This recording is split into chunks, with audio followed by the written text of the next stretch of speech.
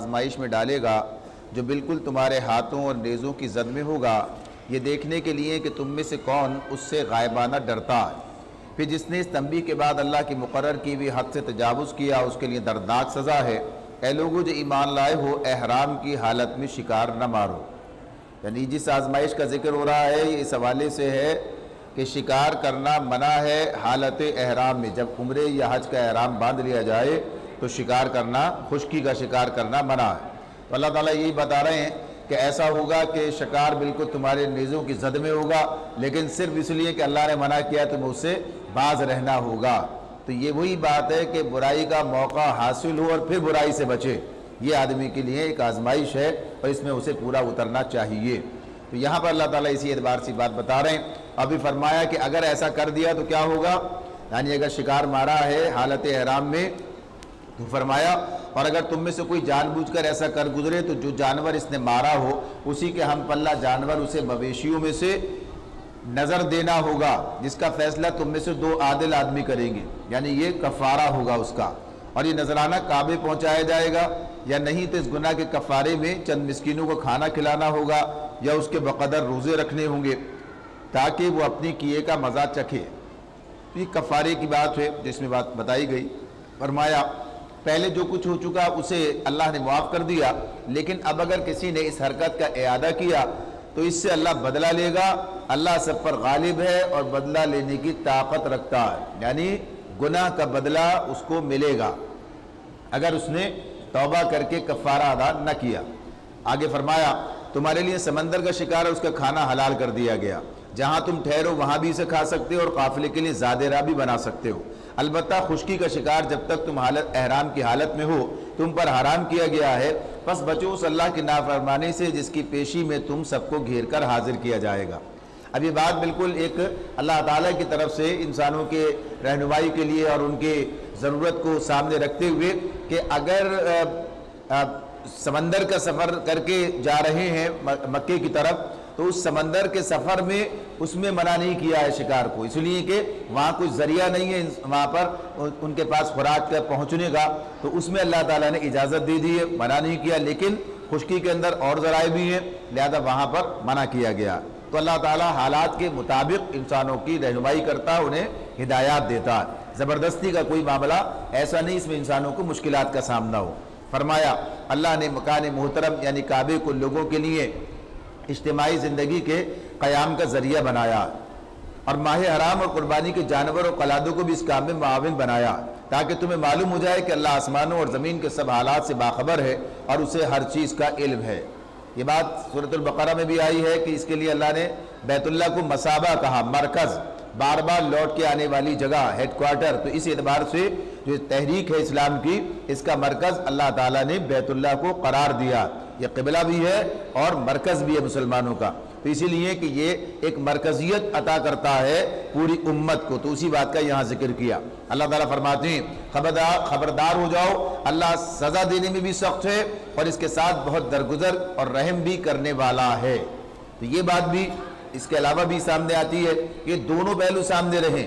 اللہ تعالیٰ کے بارے میں آدمی صرف اگر یہ سوچتا رہے کہ ان اللہ غفور الرحیم، اللہ بڑا بخشنے والا مہربان ہے، تو بے شک اللہ بڑا بخشنے والا مہربان ہے، لیکن اللہ تعالیٰ یہاں سورہ مائدہ کی آیت 98 میں اللہ تعالیٰ کہہ رہے ہیں اعلموا، خوب اچھی طرح جان لو، اعلموا، خوب اچھی طرح جان لو ان اللہ شدید العقاب، شدید العقاب، اللہ سزا دینے میں بھی بہت سخت ہے، وان اللہ غفور الرحیم، اور اللہ بخشنے والا مہربان بھی ہے۔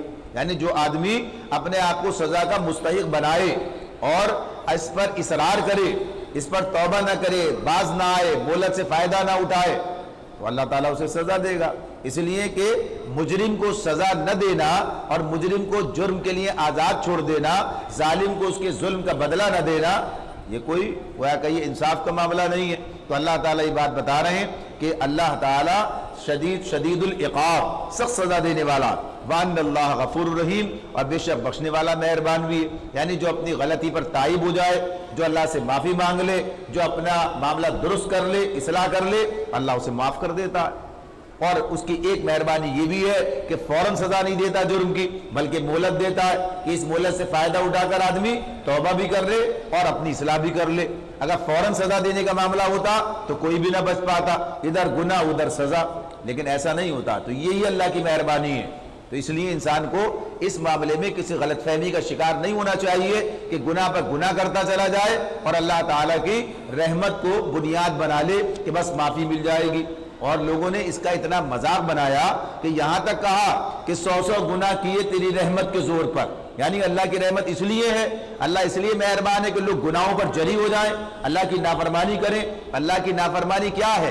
گناہ ہے۔ گناہ کیا ہے؟ گناہ جرم ہے۔ جرم کیا ہے؟ جو اپنی ذات اور معاشرے کو نقصان پہنچاتا ہے، یعنی جب اس کی تہ میں جائیں تو یہی بات سامنے آئے گی۔ تو اس اعتبار سے اللہ تعالیٰ نے جو بات ہمیں بتائی ہے اس کو سامنے رکھا جائے، تو یہ دونوں پہلو سامنے رکھے۔ آگے فرمایا رسول پر تو صرف پیغام پہنچا دینے کی ذمہ داری ہے، ما علی الرسول الا البلاغ، کوئی رسول کے سپرد کیا کام ہے؟ صرف پیغام پہنچانا، الا البلاغ، واللہ یعلم ما تبدون وما تکتمون، آگے تمہارے کھلے اور چھپے سب حالات کا جاننے والا اللہ ہے، یعنی فیصلہ کرنا، حساب لینا، یہ سارا معاملہ اللہ کا ہے۔ فرمایا اے پیغمبر ان سے کہہ دو کہ پاک اور ناپاک بہرحال یکساں نہیں ہے، خواہ ناپاک کی بہتات تمہیں کتنا ہی فریفتہ کرنے والی ہو۔ یہ جو اصول یہاں بیان کیا جا رہا ہے، قل آپ کہہ دیجئے لا یستوی الخبیث والطیب، خبیث اور طیب برابر نہیں ہے۔ بعض اوقات ایسا ہوتا ہے صاحب اس میں تو بڑا فائدہ ہے، اس میں بڑا نفع ہے، اس کے اندر تو بڑے عیش ہیں، لیکن یہ غلط طریقہ ہے، حرام ہے، اور ایک حلال ہے۔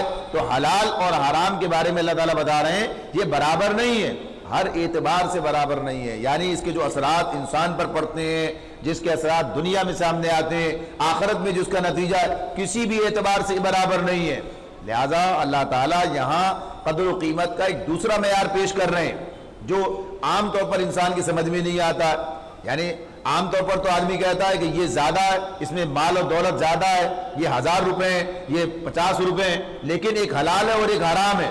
تو حرام چاہے جتنا بھی ہو وہ حرام ہی رہے گا، ناپاک رہے گا، اس کے نتائج بھی وہی نکلیں گے، اور حلال جو ہے وہ حلال رہے گا، طیب رہے گا، پاک رہے گا۔ تو اس اعتبار سے اللہ تعالیٰ ہمیں یہ بتا رہے ہیں کہ تم اپنے معاملات کو اس بنیاد پر درست رکھو، یعنی پاک کی ایک اہمیت ہے اللہ تعالیٰ کے نزدیک، اور دنیا میں بھی اس کے نتائج ویسے نکلتے ہیں۔ تو ہم دیکھتے ہیں کہ جو لوگ حلال ذرائع پر اکتفا کرتے ہیں اللہ تعالیٰ کی طرف سے رحمت اور برکت ان کے ساتھ ہوتی ہے، اور جو حرام کی طرف جاتے ہیں وہ سب کچھ کے باوجود بھی مختلف مسائل، پریشانیاں دنیا میں، اور آگے جا کر اللہ تعالیٰ کے پاس پھر وہ معاملہ اور زیادہ مشکل میں آئیں گے۔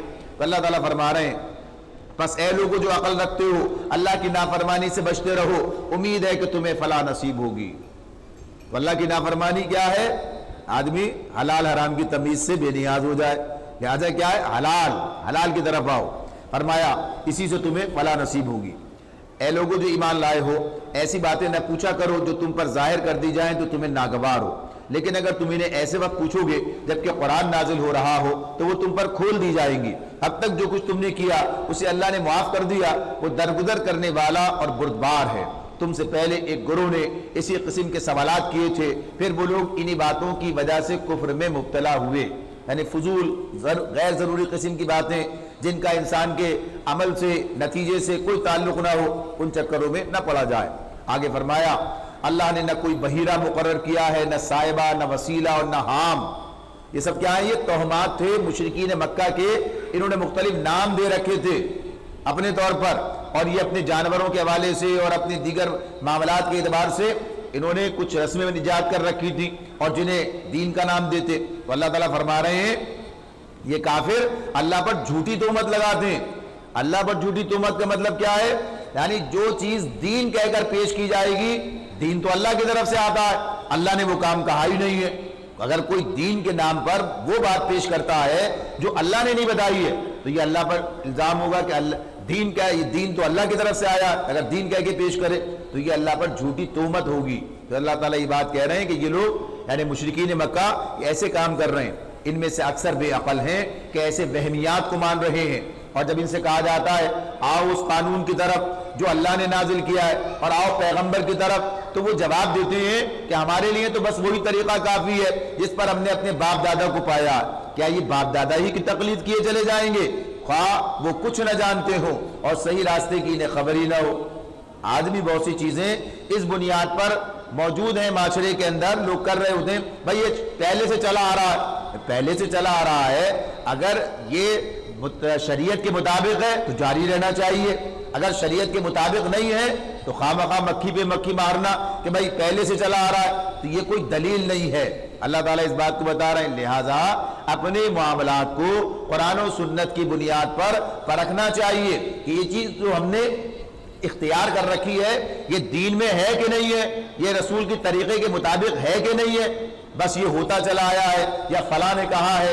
اصل چیز کیا ہے؟ قرآن و سنت، یہ دلیل ہے اللہ تعالیٰ کی طرف سے، لہذا اس کی بنیاد پر پرکھا جائے۔ غلطی کسی سے بھی ہو سکتی ہے، ضروری نہیں کہ آدمی جان بوجھ کے کوئی غلط بات جو ہے شروع کر دے، لیکن اب بعد والوں کا کام یہ ہے کہ بہرحال چیزوں کو دیکھیں قرآن و سنت کی بنیاد پر۔ آگے اللہ تعالیٰ فرماتے ہیں، اے لوگوں جو ایمان لائے ہو اپنی فکر کرو، کسی دوسرے کی گمراہی سے تمہارا کچھ نہیں بگڑتا اگر تم خود راہ راست پر ہو۔ اللہ کی طرف تم سب کو پلٹ کر جانا ہے، پھر وہ تمہیں بتا دے گا کہ تم کیا کرتے رہے ہو۔ یہ بات جو اس کے اندر کہی گئی ہے کہ یہ جو ہے تم اگر کوئی دوسروں کی گمراہی سے تمہارا کچھ نہیں بگڑتا، تم اپنے معاملات ٹھیک رکھو، اس کا مطلب یہ ہے کہ آدمی کا معاملہ یہ ہونا چاہیے کہ وہ ہر وقت یہ نہ دیکھتا رہے کہ دوسرے کیا کر رہے ہیں، فلاں کیا کر رہا ہے، وہ کیا کر رہا ہے، یہ کیا کر رہا ہے، بلکہ اس کو اپنے معاملات کی طرف دیکھنا ہے، توجہ رکھنی چاہیے کہ وہ خود کیا کر رہا ہے، یعنی اپنی ذات پر توجہ دینا یہ بنیادی ذمہ داری ہے انسان کی۔ لیکن اس کا یہ منشا قطعاً نہیں ہے کہ اگر برائی ہو رہی ہو معاشرے کے اندر تو آدمی کہے کہ بھئی ہم تو اپنی بات دیکھیں، اس کی طرف توجہ نہ دے۔ اس کا معاملہ اس آیت کا یہ مطلب قطعاً نہیں ہے۔ ابو بکر صدیق رضی اللہ تعالیٰ عنہ نے اس آیت کی تشریح کرتے ہوئے یہ بات کہی، فرمایا اس غلط فہمی کی تردید کرتے ہوئے اپنے خطبے میں کہا، لوگوں تم اس آیت کو پڑھتے ہو اور اس کی غلط تعویل کرتے ہو، میں نے رسول اللہ صلی اللہ علیہ وسلم کو یہ فرماتے سنا ہے کہ جب لوگوں کا یہ حال ہو جائے، اللہ تعالیٰ کے رسول کیا بتا رہے ہیں؟ ابو بکر صدیق رضی اللہ تعالیٰ عنہ اس کی روایت کر رہے ہیں، کیا کہتے ہیں؟ جب لوگوں کا یہ حال ہو جائے کہ وہ برائی کو دیکھیں اور اسے بدلنے کی کوشش نہ کریں، ظالم کو ظلم کرتے ہوئے پائیں اور اس کا ہاتھ نہ پکڑیں، تو بعید نہیں کہ اللہ اپنے عذاب میں سب کو لپیٹ لے، اللہ اپنے عذاب میں سب کو لپیٹ لے۔ اللہ کی قسم تم کو لازم ہے کہ بھلائی کا حکم دو اور برائی سے روکو، ورنہ اللہ تم پر ایسے لوگ مسلط کر دے گا جو تم میں سب سے بدتر ہوں گے اور وہ تم کو سخت تکلیفیں پہنچائیں گے، پھر تمہارے نیک لوگ اللہ سے دعائیں مانگیں گے مگر وہ قبول نہ ہوں گی۔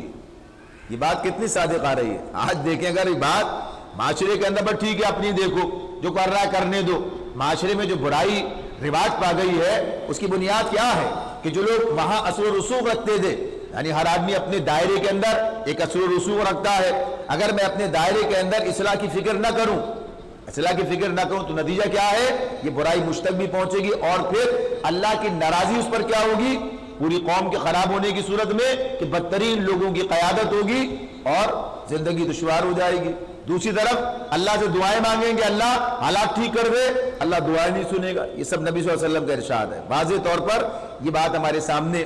تو اس معاملے میں اس اعتبار سے یہی بات ہے کہ اپنی ذات کی فکر پہلے کرنا، لیکن معاشرے کو برائی سے بچانے کی بھی کوشش کرتے رہنا، یہ بھی اپنی ذاتی ذمہ داری کے تحت ہی بات ہے۔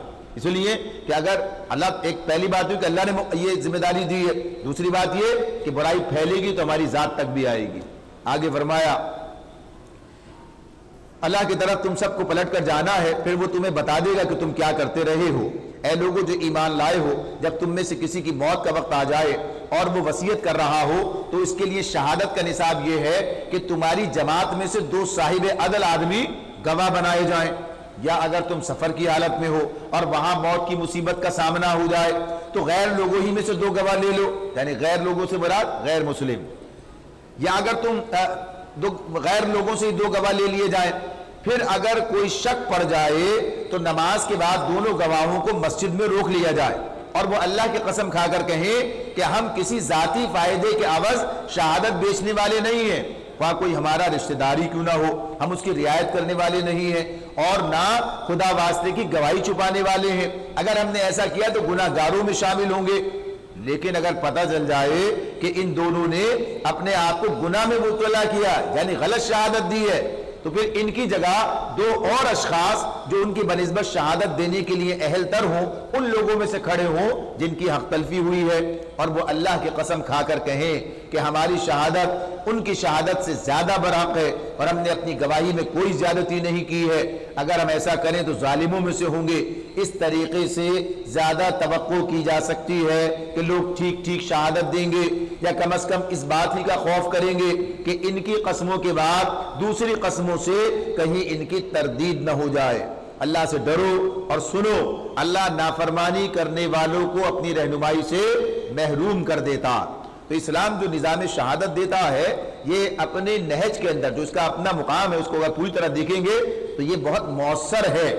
اور اگر کوئی آدمی غلط شہادت دے اور یہ بات معلوم ہو جائے کہ اس نے غلط شہادت دی ہے، تو وہ آدمی اس کے لیے اسلام کے اندر اب جو اس کا آگے اس کا مقام کیا ہوگا؟ مردود الشہادہ، یعنی اس آدمی کے بارے میں پتہ چل جائے، ثابت ہو جائے غلط دیے تو وہ آئندہ شہادت دینے کا اہل نہیں ہوگا، یعنی اب اس کا مقام گر جائے گا۔ تو اس اعتبار سے گویا وہ اس دور کے اندر بھی ایک تو پہلی بات یہی ہے کہ اللہ کا ڈر خوف ایسا معاشرے کے اندر پیدا کیا جائے، لوگوں کے اندر نیکی کا جذبہ پیدا کیا جائے کہ معاملات درست ہوں۔ ایسا نہیں جیسے آج کے دور کی شہادتیں آپ پتہ چلتا ہے چند روپوں کی عوض بکتی ہیں، جتنے چاہے گواہ خرید لیجئے۔ تو یہ اسلام اس طرح کا مزاج نہیں بناتا۔ اسلام تو اپنا پہلے ایک سوسائٹی بناتا ہے، پھر یہ شہادت کا نظام بناتا ہے، پھر اس کے اندر بھی اگر کوئی ایسا کام کرے تو آئندہ کے لیے اس کی شہادت ختم ہو جاتی ہے۔ تو اللہ تعالیٰ فرما رہے ہیں اللہ سے ڈرو اور سنو، اللہ نافرمانی کرنے والوں کو اپنی رہنمائی سے محروم کر دیتا۔ جس روز اللہ سب رسولوں کو جمع کر کے پوچھے گا تمہیں کیا جواب دیا گیا، یعنی کب؟ حشر کے دن۔ رسول آنے کے بعد ہر رسول اپنی امت کے اندر آ کر اس نے لوگوں کو اللہ کی بات بتائی ہے، پھر لوگوں نے اس پر کیا رد عمل دیا، کیا نتیجہ نکلا۔ تو اللہ تعالیٰ فرما رہے ہیں جس روز اللہ سب رسولوں کو جمع کر کے پوچھے گا کہ تمہیں کیا جواب دیا گیا، تو وہ عرض کریں گے ہمیں کچھ علم نہیں، آپ ہی تمام پوشیدہ حقیقتوں کو جانتے ہیں۔ پھر تصور کرو اس موقع کا جب اللہ فرمائے گا اے مریم کے بیٹے عیسیٰ، یاد کر میری اس نعمت کو جو میں نے تجھے تیری ماں کو عطا کی تھی، میں نے روح پاک سے تیری مدد کی، تو گہوارے میں بھی لوگوں سے بات کرتا تھا اور بڑی عمر کو پہنچ کر بھی میں نے تجھ کو کتاب اور حکمت اور تورات اور انجیل کی تعلیم دی، تو میرے حکم سے مٹی کا پتلا پرندے کی شکل کا بناتا اور اس میں پھونکتا تھا اور وہ میرے حکم سے پرندہ بن جاتا تھا، تو مادرزاد اندھے اور کوڑی کو میرے حکم سے اچھا کرتا تھا، تو مردوں کو میرے حکم سے نکالتا تھا، یعنی انہیں مالت مردہ سے زندہ کر دیتا تھا۔ پھر جب تو بنی اسرائیل کے پاس صریح نشانیاں لے کر پہنچا اور جو لوگ ان میں سے منکر حق تھے انہوں نے کہا کہ یہ نشانیاں جادوگری کے سوا کچھ نہیں، تو میں نے ہی تجھے ان سے بچایا۔ اور جب میں نے حواریوں کو اشارہ کیا کہ مجھ پر اور میرے رسول پر ایمان لاؤ، تب انہوں نے کہا کہ ہم ایمان لائے اور گواہ رہو کہ ہم مسلم ہیں۔ یہ پورا موضوع جو ہے پیچھے سورہ نساء کے اندر بھی گزر چکا ہے۔ تو اللہ تعالیٰ فرما رہے ہیں مزید آگے حواریوں کے سلسلے میں یہ واقعہ بھی یاد رہے کہ جب حواریوں نے کہا اے عیسیٰ ابن مریم، کیا آپ کا رب ہم پر آسمان سے کھانے کا ایک خوان اتار سکتا ہے؟ تو عیسیٰ علیہ السلام نے کہا اللہ سے ڈرو اگر تم مومن ہو، یعنی یہ مومن کا کام نہیں ہے کہ اللہ کو آزمائے یا اللہ سے کوئی ایسے مطالبات کرے، یعنی جو خرق العادت جسے معجزاتی طور پر کہا جائے۔ تو عیسیٰ علیہ السلام نے کہا اللہ سے ڈرو اگر تم مومن ہو۔ انہوں نے کہا، یعنی ان حواریوں نے کہا ہم بس چاہتے یہ ہیں کہ اس خوان سے کھانا کھائیں اور ہمارے دل مطمئن ہو اور ہمیں معلوم ہو جائے کہ آپ نے جو کچھ ہم سے کہا ہے وہ سچ ہے اور ہم اس پر گواہ ہوں۔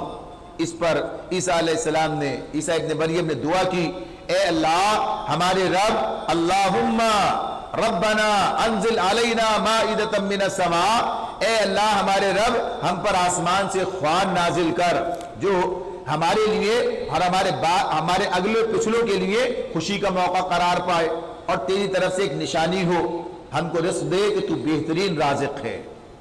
اللہ نے جواب دیا۔ اب دیکھیے یہ ہے معاملہ کہ معجزات ایسے نہیں اللہ تعالیٰ دے دیتے ہیں، بلکہ پھر اس کے ساتھ معلق ہو جاتی ہے قسمت ان لوگوں کی جو کہ یہ مانگا کرتے ہیں۔ تو اللہ تعالیٰ فرما رہے ہیں اللہ نے جواب دیا میں اس کو تم پر نازل کرنے والا ہوں، مگر اس کے بعد تم میں سے جو کفر کرے گا اسے میں ایسی سزا دوں گا جو میں نے کسی کو نہ دی ہوگی۔ ٹھیک ہے، یہ اللہ کہے، لیکن پھر اس کا نتیجہ بھی سامنے رکھا جائے۔ جب تک پردہ غیب پڑا ہوا ہے، گنجائش ہے، مہلت ہے، تو یہ بات اللہ نے یہاں پر ارشاد فرمائی۔ اب بس یہاں بات ختم کر دی ہے، اب یہ بات موجود نہیں ہے کہ اس کو سننے کے بعد وہ باز آ گئے یا اللہ نے نازل کیا، یہ سب بات قرآن میں نہیں بتاتا ہے۔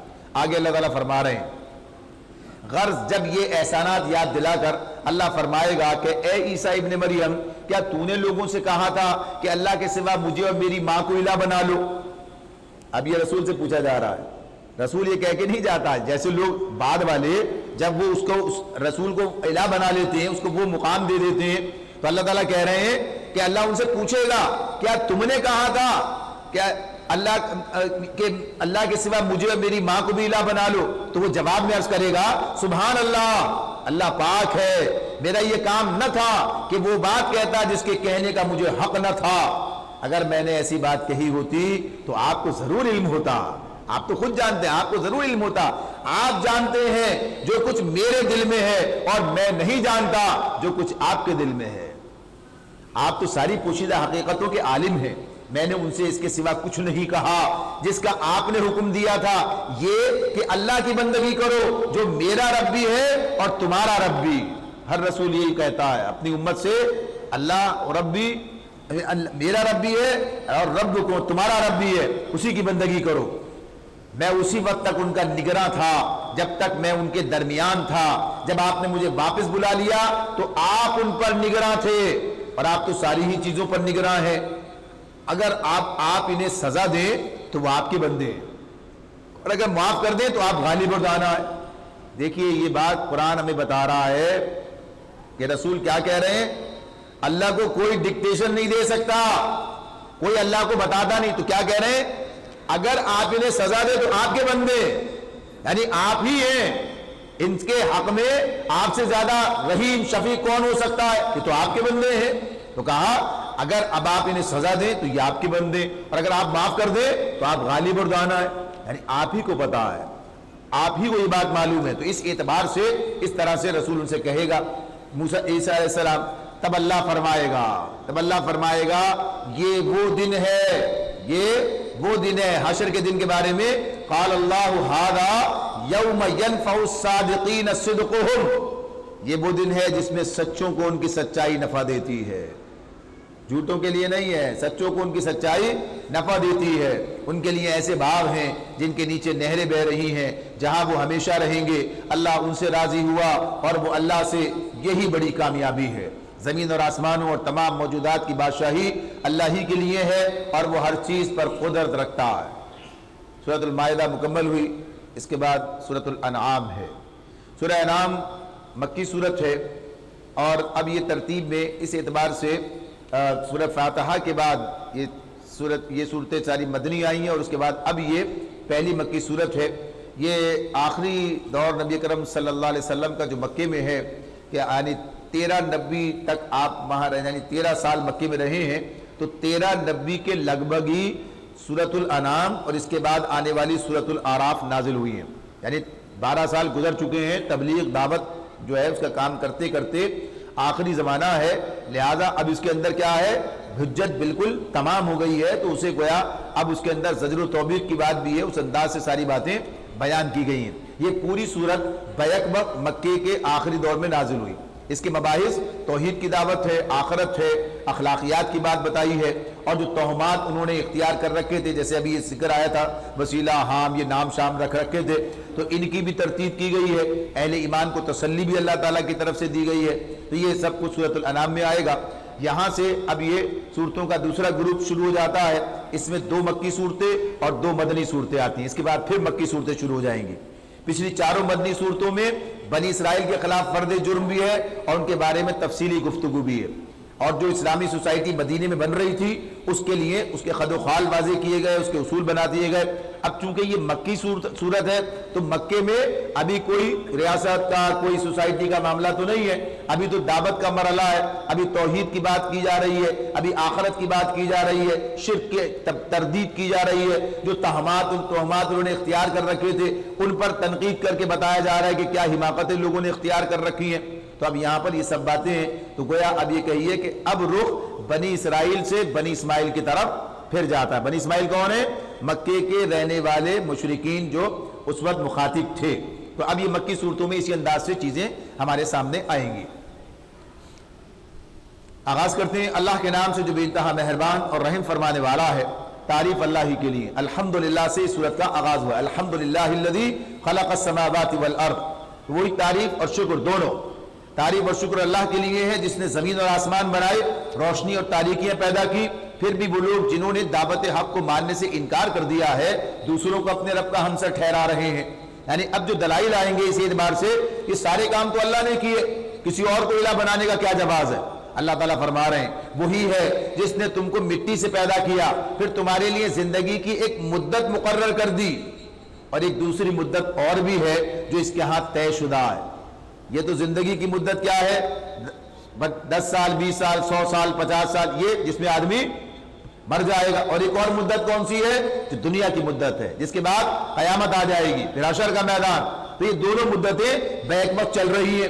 ہماری زندگی ختم ہوئی اور پتہ چلا کہ عالم برزخ میں گئے، لیکن دنیا کی جو مدت ہے وہ پوری ہو رہی ہے۔ تو اللہ تعالیٰ فرما رہے ہیں مگر تم لوگ ہو کہ شک میں پڑے ہوئے ہو، وہی ایک الہ آسمانوں میں بھی ہے اور زمین میں بھی، کھلے تمہارے کھلے اور چھپے سب حال جانتا ہے، اور جو برائی یا بھلائی تم کماتے ہو اللہ اس سے خوب واقف ہے۔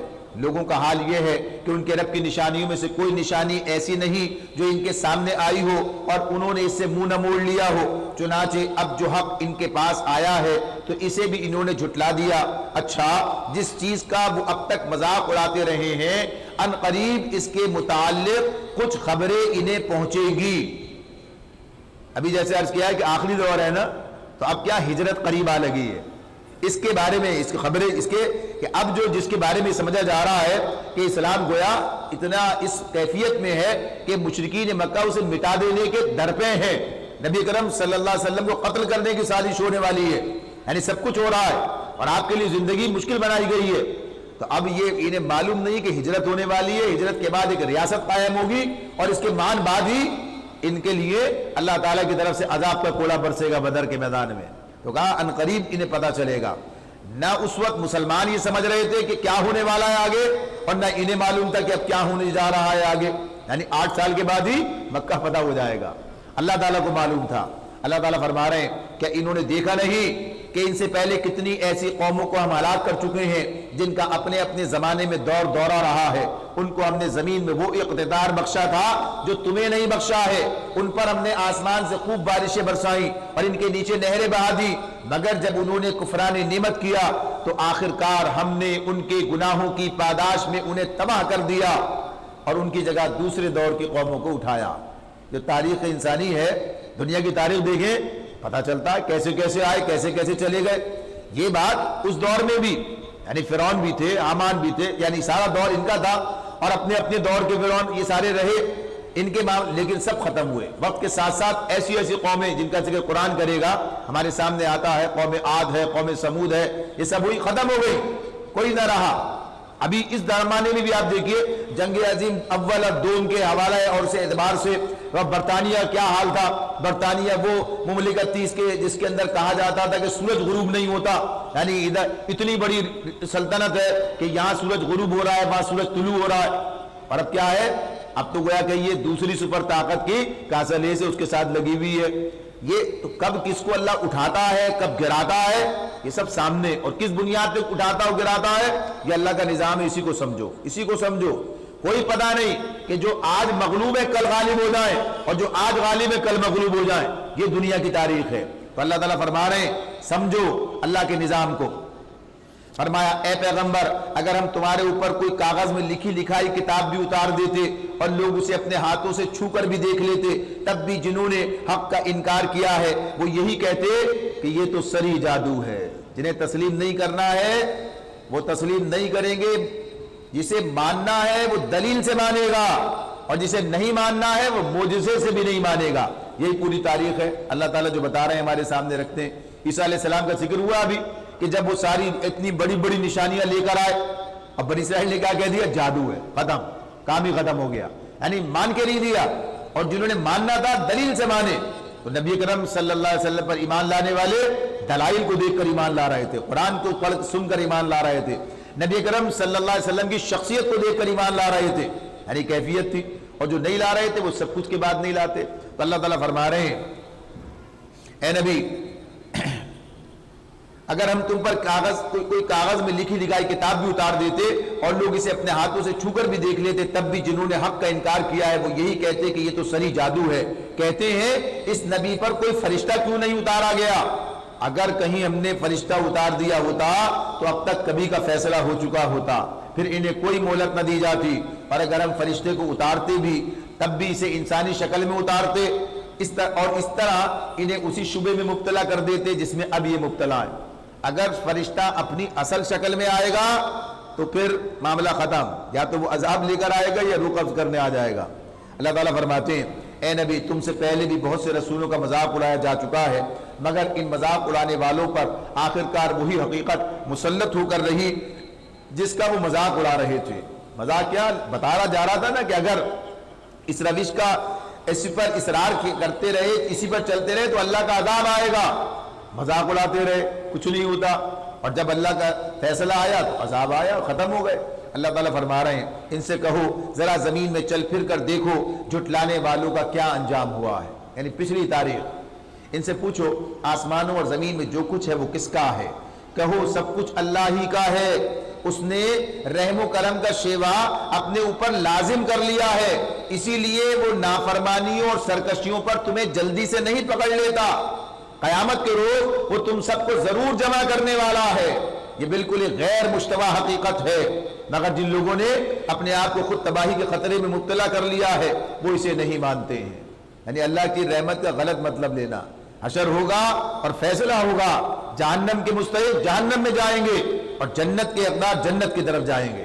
اللہ تعالیٰ فرماتے ہیں رات کے اندھیرے اور دن کے اجالے میں جو کچھ ٹھہرا ہوا ہے سب اللہ کا ہے، وہ سب کچھ سنتا اور جانتا ہے۔ کہو اللہ کو چھوڑ کر کیا میں کسی اور کو اپنا سرپرست بنا لوں؟ اس اللہ کو چھوڑ کر جو زمین و آسمان کا خالق ہے، جو روزی دیتا ہے روزی لیتا نہیں ہے۔ کہو مجھے تو یہی حکم دیا گیا ہے کہ سب سے پہلے میں اس کے آگے سر تسلیم خم کروں، اور تاکید کی گئی ہے کہ کوئی شرک کرتا ہے تو کرے، تو بہرحال مشرکوں میں شامل نہ ہو۔ تو یہ جو بار بار بات آ رہی ہے اور آتی رہے گی، سب اللہ کا ہے، سب کچھ اللہ کا ہے، سب اختیار اس کا ہے، تو اسی حوالے سے کسی اور کو معبود بنانے کا کیا مطلب ہے؟ پھر جب سب کچھ اللہ کا ہے، کسی کا کچھ نہیں ہے، ساری اختیار و قدرت اللہ کے پاس ہے، ان اللہ علی کل شیء قدیر، تو پھر کسی اور کی طرف رجوع کرنا اور کسی اور سے مانگنا اور کسی اور کو معبود بنا لینا، کسی اور سے امیدیں رکھنا، کسی اور کا خوف کرنا، اس کی کوئی بنیاد نہیں ہے، یہی شرک۔ تو اللہ تعالیٰ فرما رہے ہیں، فرمایا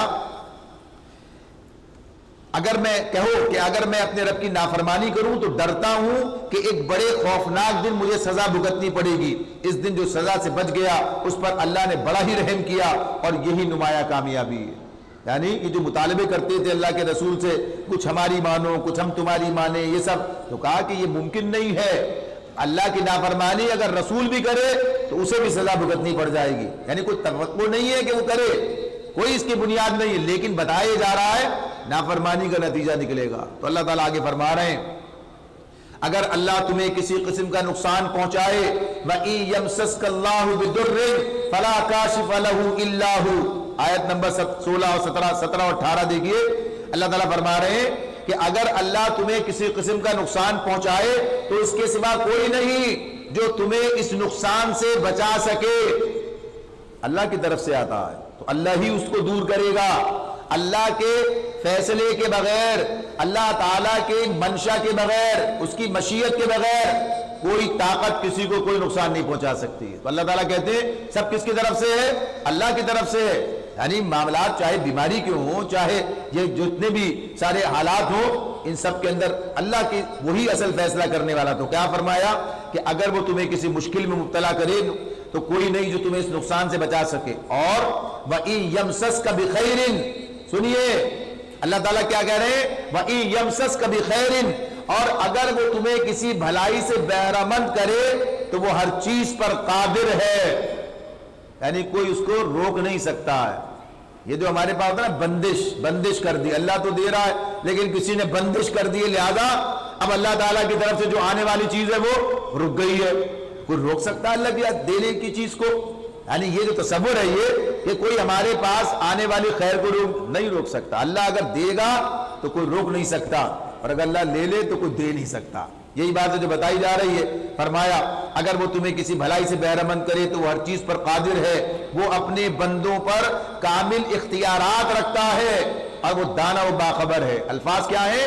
وَهُوَ الْقَاهِرُ، قاہر، قہر، یعنی قاہر پوری طرح قابو، فوق عبادہ، اپنے بندوں پر اللہ پوری طرح سے کامل اختیار رکھتا ہے. کوئی اس کے بس اس سے باہر نہیں کہ اللہ جو چاہے اور وہ کچھ اور کر جائے. وَهُوَ الْحَكِيمُ الْخَبِيرُ، اور وہ دانا و باخبر ہے. ان سے پوچھو کس کی گواہی سب سے بڑھ کر ہے؟ کہو میرے اور تمہارے درمیان اللہ گواہ ہے. یعنی نہیں مان رہے تھے کہ یہ اللہ کے رسول ہیں، یہ اللہ کی کتاب ہے، تو کہا کس کی گواہی؟ اللہ خود گواہی دیتا ہے. اور فرمایا اور یہ قرآن میری طرف بذریعہ وحی بھیجا گیا ہے تاکہ تمہیں اور جس جس کو یہ پہنچے سب کو متنبع کر دوں. یعنی کس لیے یہ؟ تاکہ تمہیں برے انجام سے ڈرایا جائے، خبردار کیا جائے. کیا واقعی تم لوگ یہ شہادت دے سکتے ہو کہ اللہ کے ساتھ دوسرے الہ بھی ہیں؟ کہو میں تو اس کی شہادت ہرگز نہیں دے سکتا. کہو اللہ تو وہی ایک ہے اور میں اس شرک سے قطعی بیزار ہوں جس میں تم لوگ مبتلا ہو. جن لوگوں کو ہم نے کتاب دی ہے وہ اس بات کو اس طرح غیر مشتبہ طور پر پہچانتے ہیں جیسے ان کو اپنے بیٹوں کے پہچاننے میں کوئی اشتباہ پیش نہیں آتا، مگر جنہوں نے اپنے آپ کو خود خسارے میں ڈال دیا ہے وہ اسے نہیں مانتے. اور اس شخص سے بڑھ کر ظالم کون ہوگا جو اللہ پر جھوٹا بہتان لگائے یا اللہ کی نشانیوں کو جھٹلائے؟ یقیناً ایسے ظالم کبھی فلاح نہیں پا سکتے. اس روز ہم ان سب کو اکٹھا کریں گے اور مشرکوں سے پوچھیں گے کہ اب وہ تمہارے ٹھہرائے ہوئے شریک کہاں ہیں جنہیں تم اپنا الہ سمجھتے تھے؟ تو وہ اس کے سوا کوئی فتنہ نہ اٹھا سکیں گے کہ یہ جھوٹا بیان دے کہ اے ہمارے رب، اے ہمارے آقا، تیری قسم ہم ہرگز مشرک نہ تھے. اللہ کے سامنے جھوٹ بولیں گے، وہاں بھی جھوٹ بولنے سے باز نہ آئیں گے. کہیں گے تیری قسم ہم ہرگز مشرک نہ تھے. دیکھو اس وقت یہ کس طرح اپنے اوپر جھوٹ گھڑیں گے. وہاں ان کے سارے بناوٹی معبود گم ہو جائیں گے جن کے سہارا یہ کام یہ بنائے گا، یہ تو وہاں پتہ چلے گا. اللہ تعالیٰ بتا رہے ہیں بس یہ سورہ انفطار آئے گی، اس میں اللہ نے یہ بات ارشاد فرمائی ہے کہ یوم الدین کیا، بدلے کا دن کیا ہے. ثم ما ادراک ما یوم الدین، تمہیں کیا خبر یوم الدین کیا ہے؟ یوم لا تملک نفس لنفس شیئا، کسی نفس کے لیے کچھ کرنا کسی کے بس میں نہ ہوگا. والامر یومئذ للہ، اور اختیار صرف اور صرف اللہ کا ہوگا، فیصلہ اللہ کا ہوگا، حکم اللہ کا ہوگا. تو اللہ تعالیٰ فرما رہے ہیں کہ یہ سارے جھوٹے الہ وہاں گم ہو جائیں گے. ان میں سے بعض لوگ ایسے ہیں جو کان لگا کر تمہاری بات سنتے ہیں، مگر حال یہ ہے کہ ہم نے ان کے دلوں پر پردے ڈال رکھے ہیں جن کی وجہ سے وہ اس کو کچھ نہیں سمجھتے، اور ان کے کانوں میں گرانی ڈال دی ہے کہ کچھ سننے پر بھی نہیں سنتے. وہ خواہ کوئی نشانی دیکھ لیں اس پر ایمان لا کر نہ دیں گے. حد یہ ہے کہ جب وہ تمہارے پاس آ کر تم سے جھگڑتے ہیں تو ان میں سے جن لوگوں نے انکار کا فیصلہ کر لیا ہے، انکار کا فیصلہ کر لیا ہے، تو فیصلہ کر کے آئے تھے نا، اس لیے اللہ نے ان کے کانوں پر جو ہے پردہ ڈالا ہے. جو آتے ہیں کہ ذرا دیکھیں، چلو چل کر اس میں سے نکالیں گے کون کون سی بات نکالیں جس سے ان کے خلاف حجت کریں.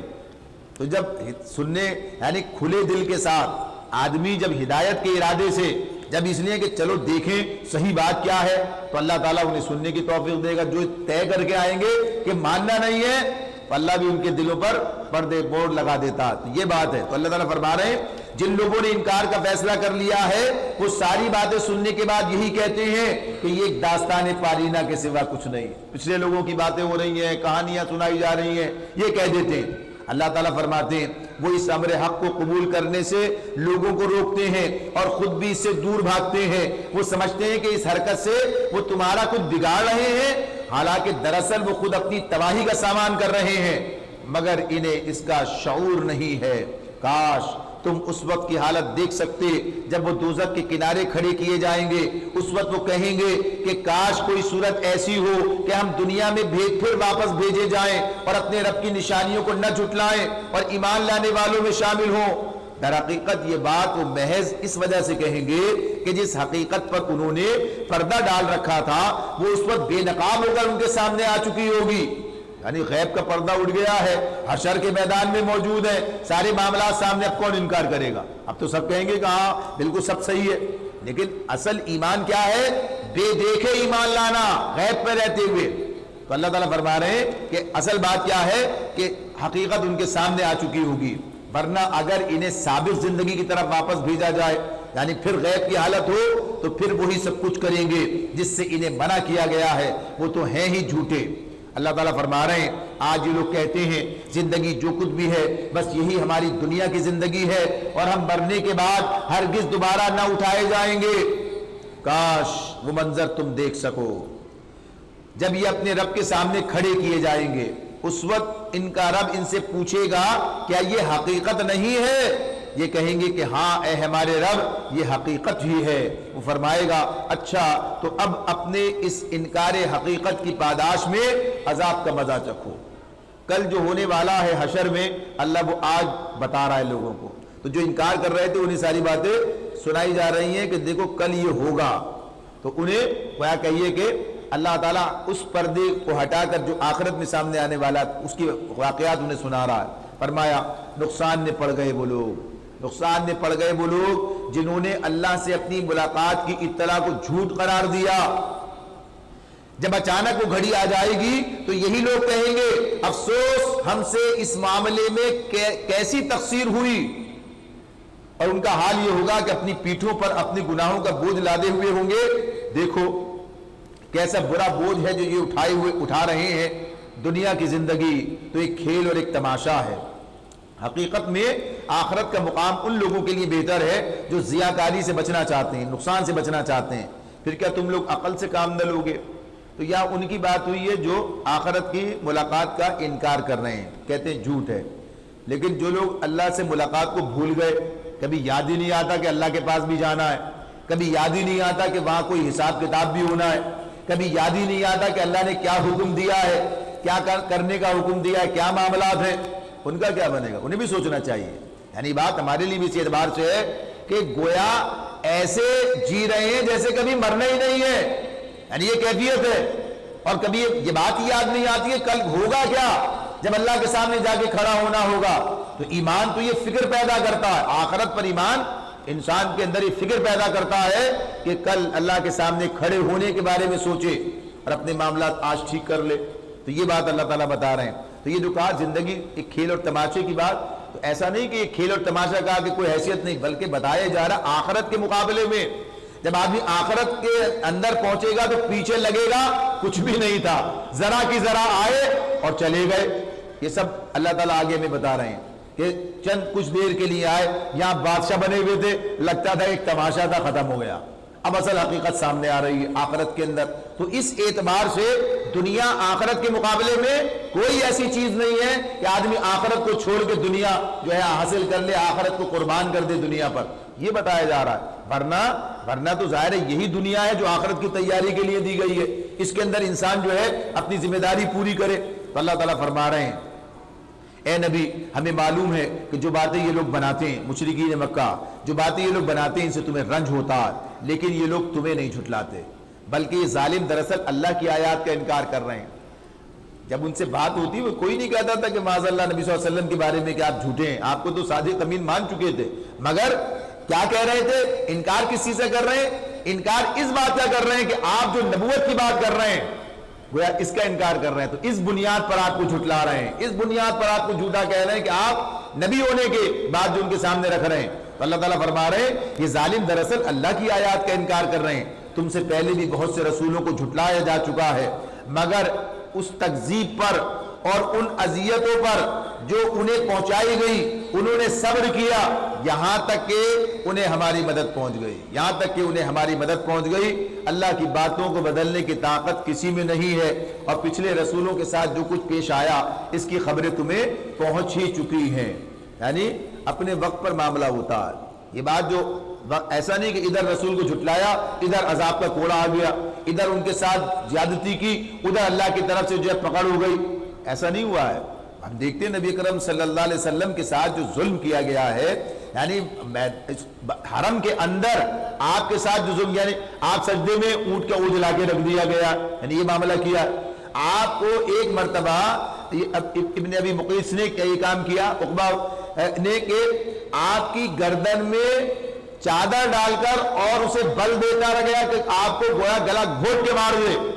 ظلم کرنے اس پر ابو بکر صدیق رضی اللہ عنہ آ کر چھڑایا، اتنا مارا انہیں کہ سارے سر کے بال جو ہیں سب گویا بڑے بال تھے، جہاں سے اٹھائے تو باہر نکل آئے، زخمی ہو گئے، ایسے چہرہ پہچانا نہیں جا رہا. یہ ظلم حرم کے اندر جہاں کسی پر ہاتھ اٹھانا حرام سمجھتے تھے وہ خود بھی، یہ کیا جا رہا ہے.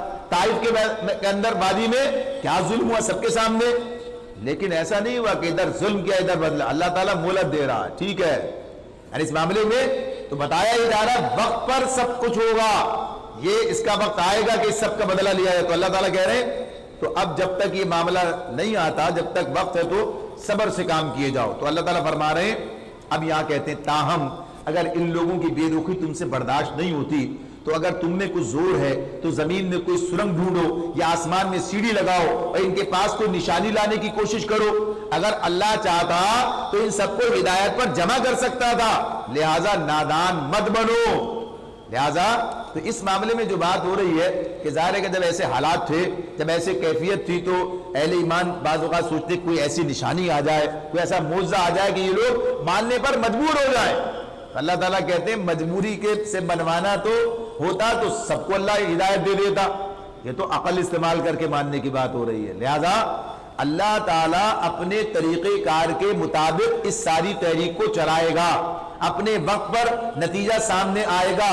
جو لوگ جلد بازی کرنا چاہیں تو کام نہیں نکلے گا. تو اس لیے یہ بتایا جا رہا ہے کہ بھئی اگر تم اپنی خود کر کے دیکھ لو، اللہ کا طریقہ تو یہی ہے. یعنی اسی اعتبار سے متدب تعداد تیار ہوگی، مراحل طے ہوں گے، یعنی جو اللہ کا نظام ہے.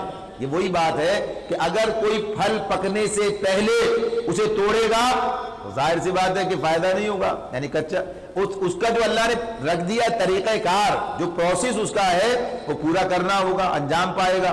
تو اللہ نے تحریکوں کے اعتبار سے بھی یہی کام ہے. آج ہمارا حال کیا ہے، یہ ہمیں اللہ تعالیٰ ساری باتیں بتا رہے ہیں کہ ہمارے لیے بات کے آنے والے سب قیامت تک آنے والے لوگوں کے لیے قرآن رہنمائی ہے. لوگ کہتے ہیں صاحب 75 سال ہو گئے کوئی نتیجہ نہیں نکلتا، فلاں 100 سال ہو گئے کوئی نتیجہ نہیں نکلتا. بھائی 100 سال میں تم نے کیا کیا، ہم نے کیا کیا؟ یعنی کام کا اس طرح کرنا جس طرح کرنے کا تقاضا ہے، جو کام کا حق ہے. پتہ چلتا ہے کہ وہ کام ایسا لگتا نہیں تو کام شروع ہی نہیں کیا ہے. یعنی اپنی ذات کے اعتبار سے، اپنے گھر کے اعتبار سے، اپنے ماحول کے اعتبار سے، اپنے علم کے اعتبار سے، اپنے عمل کے اعتبار سے، تقوی اور احسان کے اعتبار سے، دعوت و تبلیغ کے اعتبار سے پتہ چلے گا وہ رسول نے کتنا کام کیا ہے. یعنی جو کام صحابہ کا معاملہ، پھر 13 سال ہو گئے، اللہ ان سے یہ کہہ رہے ہیں 13واں سال ہے یہ، یعنی اب پلٹنے والا ہے، حالات بدلنے والے ہیں. اس وقت اللہ تعالیٰ یہ بات کہہ رہے ہیں یہ کام تو اپنے طریقے کے مطابق ہی ہوگا. اور ہمارا حال کیا ہے، بغیر کچھ کیے کہتے ہیں کوئی نتیجہ ہی نہیں نکلتا صاحب، کچھ ہو ہی نہیں رہا ہے، پتہ نہیں کیسے ہوگا. یہ تو ایسے تو لگتا ہے صدیوں نے گزر جائیں گی. یقیناً کام نہ کرے تو صدیاں گزر جائیں گی، نتیجہ نہیں نکلے گا. اور کام کریں گے اور کام اللہ کے پاس قبولیت کا درجہ پا جائے، یعنی اس طرح سے اپنے آپ کو لگا کے کھپا کے اس طریقے سے اس معیار کے اوپر لے جا کے کہ واقعی اللہ کے ساتھ وابستہ ہوا جائے، اللہ کے دین کے ساتھ اور اس مقصد کے ساتھ، اور مال جان ہر چیز اس راستے میں لگائی جائے. آدمی کے لیے بس نظم العین اس کا یہی ہو، پھر دیکھیے کیسے نتیجہ نکلتا ہے. لیکن جب یہ کام نہ کیا جائے، سوچا جائے بس ایسے ہی تھوڑا بہت کچھ کر کے اور بس کوئی نتیجہ جنت ملے، اسلامی نظام آ جائے، تو ایسے نہیں آیا کرتا. تو یہ بتایا جا رہا ہے کہ کام کرو گے اور کام کے مطابق کرو گے، جو طریقہ کار اللہ نے طے کر دیا ہے. یہ سارا قرآن یہ سب باتیں ہمیں بتا رہا ہے، کتنی جدوجہد کی ہے، کس طرح سے کی ہے، اپنی جان کو کس طرح گھلایا ہے، کس طرح لگایا ہے. تو یہ سب تمہارے لیے ایک رہنمائی ہے، تب نتیجہ بھی نکلے گا. اور بات صرف یہ اپنی جگہ پر ہے کہ ہمارا کام کرنا ہے، کام کیے جاؤ، نتیجہ نکلے نہ نکلے، جب اللہ چاہے گا نکلے گا، تم اپنی ذمہ داری سے عہدہ برا ہوئے، اللہ تمہارے اس اجر میں کوئی کمی نہیں کرے گا۔ کتنے رسولوں کی بات ابھی آئے گی ہمارے سامنے، نوح علیہ السلام 950 سال رہے لیکن نتیجہ نہیں نکلا، انقلاب نہیں آیا، اللہ کا عذاب آ گیا، لیکن وہ بچا لیے گئے، تو بہرحال اللہ کا یہ نظام ہے۔ تو اللہ تعالیٰ یہاں پر یہی بات کہتے ہیں، دعوت حق پر لبیک وہی لوگ کہتے ہیں جو سننے والے ہیں، رہے مردے۔ کیا کہا جا رہا ہے؟ سنیے اللہ تعالیٰ کیا کہہ رہے ہیں، دعوت حق پر انما یستجیب الذین یسمعون، دعوت حق پر لبیک کون کہتے ہیں؟ سننے والے ہیں۔ سننے والے کیا؟ یعنی جو رسول کی بات سنتے ہیں، جو اس پر توجہ دیتے ہیں، اور والموتا، میت، مردے، یبعثہم اللہ ثم الیہ یرجعون، انہیں تو اللہ بس قبروں ہی سے اٹھائے گا، پھر وہ اس کی عدالت میں پیش ہونے کے لیے واپس لائے جائیں گے۔ یعنی جو باقی لوگ توجہ نہیں دے رہے، سننے کی کوشش نہیں کر رہے، سمجھنے کی کوشش نہیں کر رہے، تو اللہ کے نزدیک یہ کیا ہے؟ گویا مردے ہیں، یہ لاشیں ہیں، یہ ان سے آپ توقع کر رہے ہیں کہ سنیں گے، تو چھوڑو انہیں ان کے حال پر۔ تلاش کرو اس معاشرے کے اندر سے زندہ لوگ تلاش کرو، اس معاشرے کے اندر سے زندہ لوگ تلاش کرو، زندہ لوگوں کے لیے یہ زندگی بخشنے والی کتاب ہے، یہ وہی لوگ آئیں گے اور وہی انقلاب لائیں گے۔ تلاش کرو، محنت کرو، خود بنو، یہ زندگی اور موت کا معاملہ ہے۔ اللہ تعالیٰ اسے زندگی سے تعبیر کرتے ہیں، اور جو نہیں سنتا اسے موت سے، مردے ہیں۔ تو بتا دیا کہ آپ اپنا کام کیے جائیں۔ اللہ تعالیٰ فرما رہے ہیں، یہ لوگ کہتے ہیں، وہی لوگ جو نہیں سن رہے تھے، نہیں مان رہے تھے، یہ لوگ کہتے ہیں اس نبی پر اس کے رب کی طرف سے کوئی نشانی کیوں نہ اتاری گئی؟ کہو اللہ نشانی اتارنے کی پوری قدرت رکھتا ہے، مگر ان میں سے اکثر لوگ نادانی میں مبتلا ہیں۔ یعنی مسئلہ کیا ہے؟ اگر نشانی آئے گی تو پھر مہلت ختم ہو جائے گی۔ جیسے ابھی وہ سورہ مائدہ پڑھی ہے نا، جب انہوں نے کہا کہ ہم پر خوان اتار، تو اللہ نے کہا ٹھیک اتار دیں گے، کس کے بعد مہلت نہیں ہے، پھر عذاب آئے گا۔ تو جب معجزے آتے ہیں، معجزے کے بعد لوگ نہ مانے تو عذاب آ جاتا۔ تو یہ مہلت اللہ نے دے رکھی تھی کہ پلٹیں، اور واقعی لوگ پلٹے۔ مکے کی اکثریت مسلمان ہوئی ہے، اکثریت، کچھ ہی تھے جو میدان میں بدر میں مارے گئے، اور پھر اس کے بعد لیکن اکثریت جو ہے وہ اسلام کی جو ہے وہ کہیے کہ وہ اسی کے جان نثار بنے۔ اللہ تعالیٰ فرما رہے ہیں ان میں سے اکثر لوگ نادانی میں مبتلا ہیں۔ زمین میں چلنے والے کسی جانور اور ہوا میں پروں سے اڑنے والے کسی پرندے کو دیکھ لو، یہ سب تمہاری ہی طرح کی انواع ہیں۔ جیسے انسان ایک مخلوق ہے، ایسے یہ بھی مخلوقات ہیں۔ ہم نے ان کے تقدیر کے نوشتے میں کوئی کسر نہیں چھوڑی ہے، یہ سب اپنے رب کی طرف سمیٹے جائیں گے۔ مگر جو لوگ ہماری نشانیوں کو جھٹلاتے ہیں وہ بہرے اور گونگے ہیں اور تاریکیوں میں پڑے ہوئے ہیں۔ یعنی اگر دیکھنا چاہو تو سب جگہ نشانیاں ہی نشانیاں۔ کس نے کیا یہ؟ کیسا بنایا؟ اڑنے والے کو اڑنے والا اس کا ویسا بنایا، تیرنے والے کو ویسا بنایا، زمین پہ چلنے والے کو ویسا بنایا۔ کس نے بنایا؟ وہ ذات ہے۔ پہچانو اپنے رب کو۔ تو اللہ تعالیٰ فرماتے ہیں اللہ جسے چاہتا ہے بھٹکا دیتا ہے اور جسے چاہتا ہے سیدھے راستے پر لگا دیتا ہے۔ یہ بات بھی کیوں کہتے ہیں؟ اللہ کی مشیت ہی ہے، لیکن اللہ کسے بھٹکاتا، کسے راہ راست پہ لگاتا، یہ اللہ تعالیٰ خود بتاتا ہے کہ جو چاہتا ہے اسے اللہ لگاتا ہے۔ جو آنکھیں بند کر کے گمراہی پر اصرار کرتا ہے، اللہ بھی اسے طرف جانے کے لیے چھوڑ دیتا ہے۔ اللہ تعالیٰ فرما رہے ہیں ان سے کہو ذرا غور کر کے بتاؤ، اگر کبھی تم پر اللہ کی طرف سے کوئی بڑی مصیبت آ جاتی ہے یا آخری گھڑی آ پہنچتی ہے تو کیا اس وقت تم اللہ کے سوا کسی اور کو پکارتے ہو؟ بولو اگر تم سچے ہو، اس وقت تم اللہ ہی کو پکارتے ہو۔ پھر اگر وہ چاہتا ہے تو اس مصیبت کو تم پر سے ٹال دیتا ہے۔ ایسے موقعوں پر تم اپنے ٹھہرائے ہوئے شریکوں کو بھول جاتے ہو۔ یہ بات کس سے کہی جا رہی ہے؟ مشرکین مکہ سے۔ مشرک کسے کہتے ہیں؟ جو اللہ کو بھی مانتا ہے، اللہ کے ساتھ دوسرے شریک ٹھہراتا ہے۔ کسی نے اس کا انکار نہیں کیا۔ جب یہ آیت نازل ہوئی ہے، سارے کا سارے تاریخ پڑھی ہوئی ہے، وہ کہا ہم تو نہیں پکارتے، لیکن یہی صورتحال بنتی تھی جب پھنس جاتے صرف اللہ کو۔ تو یہی بات اللہ تعالیٰ بتا رہے ہیں، اور آگے پھر یہ بات دوبارہ آئے گی۔ تو اللہ تعالیٰ فرماتے ہیں تم سے پہلے بھی بہت سی قوموں کی طرف ہم نے رسول بھیجے اور ان قوموں کو مصائب و آلام میں مبتلا کیا تاکہ وہ عاجزی کے ساتھ ہمارے سامنے جھک جائیں۔ بس جب ہماری طرف سے ان پر سختی آئی تو کیوں نہ انہوں نے عاجزی اختیار کی، مگر ان کے دل تو اور سخت ہو گئے، اور شیطان نے ان کو اطمینان دلا دیا کہ جو کچھ تم کر رہے ہو خوب کر رہے ہو۔ جب انہوں نے اس نصیحت کو جو انہیں کی گئی تھی بھلا دیا تو ہم نے ہر طرح کی خوشحالیوں کے دروازے ان کے لیے کھول دیے۔ پہلے سختی بعد میں فراوانی کھول دیے، سارے دروازے خوشحالیوں کے کھول دیے، یہاں تک کہ جب وہ ان بخششوں میں جو انہیں عطا کی گئی تھی خوب مگن ہو گئے تو اچانک ہم نے انہیں پکڑ لیا، اور اب حال یہ تھا کہ وہ ہر خیر سے مایوس تھے۔ اس طرح ان لوگوں کی جڑ کاٹ کر رکھ دی گئی جنہوں نے ظلم کیا تھا، اور تعریف ہے اللہ رب العالمین کے لیے۔ یہ اللہ تعالیٰ ایک بات ہمیں بتا رہے ہیں کہ اللہ کا قوموں کے ساتھ معاملہ کیا۔ جب رسول کوئی آتا ہے، ہدایت کی بات ہوتی ہے، لوگ جو ہے گمراہی کی طرف ہوتے ہیں، تو پہلے اللہ انہیں مشکل میں ڈالتا ہے، شاید اب سمجھ میں آ جائے، یعنی جب تکلیف آئے تو اللہ کو یاد کریں، تو تکلیف دے کے تاکہ ان کے گردنیں جھکیں۔ ایسے مکے میں بھی قحط اللہ تعالیٰ کی طرف سے آیا تھا۔ تو غرض یہ کہ پہلا مرحلہ یہ ہوتا ہے کہ اگر مشکل میں بھی اللہ کو بھولے رہے، نہیں یاد کیا، تو پھر دوسرا مرحلہ آتا ہے اللہ تعالیٰ دے کے آزمانا، دیتا ہے خوب، اب بھی اللہ کی طرف رجوع نہیں کرتے، اب بھی اس کا شکر ادا نہیں کرتے، اب بھی اپنے رب کی طرف نہیں آتے، تو پھر اللہ کا عذاب آ جاتا ہے۔ تو یہ چیزیں کیا ہیں؟ یہ خامخواہ نہیں ہیں، یہ مشکلات خامخواہ نہیں ہیں، یہ بھی ایک تنبیہ ہے، یہ بھی ایک پکڑ ہے، یہ بھی ایک انسانوں کے لیے جھنجھوڑنے کے لیے، جگانے کے لیے۔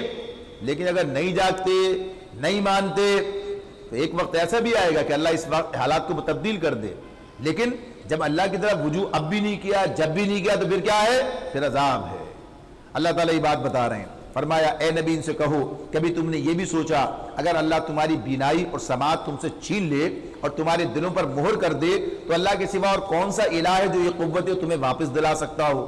دیکھو کس طرح ہم بار بار اپنی نشانیاں ان کے سامنے پیش کرتے ہیں، پھر یہ کس طرح ان سے نظر چرا جاتے ہیں۔ کہو کبھی تم نے سوچا کہ اگر اللہ کی طرف سے اچانک یا علانیہ تم پر عذاب آ جائے تو کیا ظالم لوگوں کے سوا کوئی اور ہلاک ہوگا؟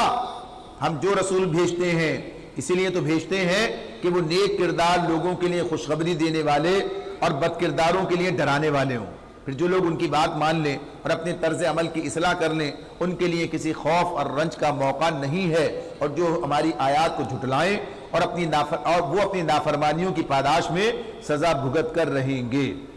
یہی بات بتائی جاتی ہے بار بار کہ سمجھو اس بات کو، اگر کوئی تکلیف ہے تو کیوں ہے، اور راحت ہے تو اس کا تقاضا کیا ہے، اور پھر اللہ سے اس کی طرف سے دونوں چیزیں ہیں۔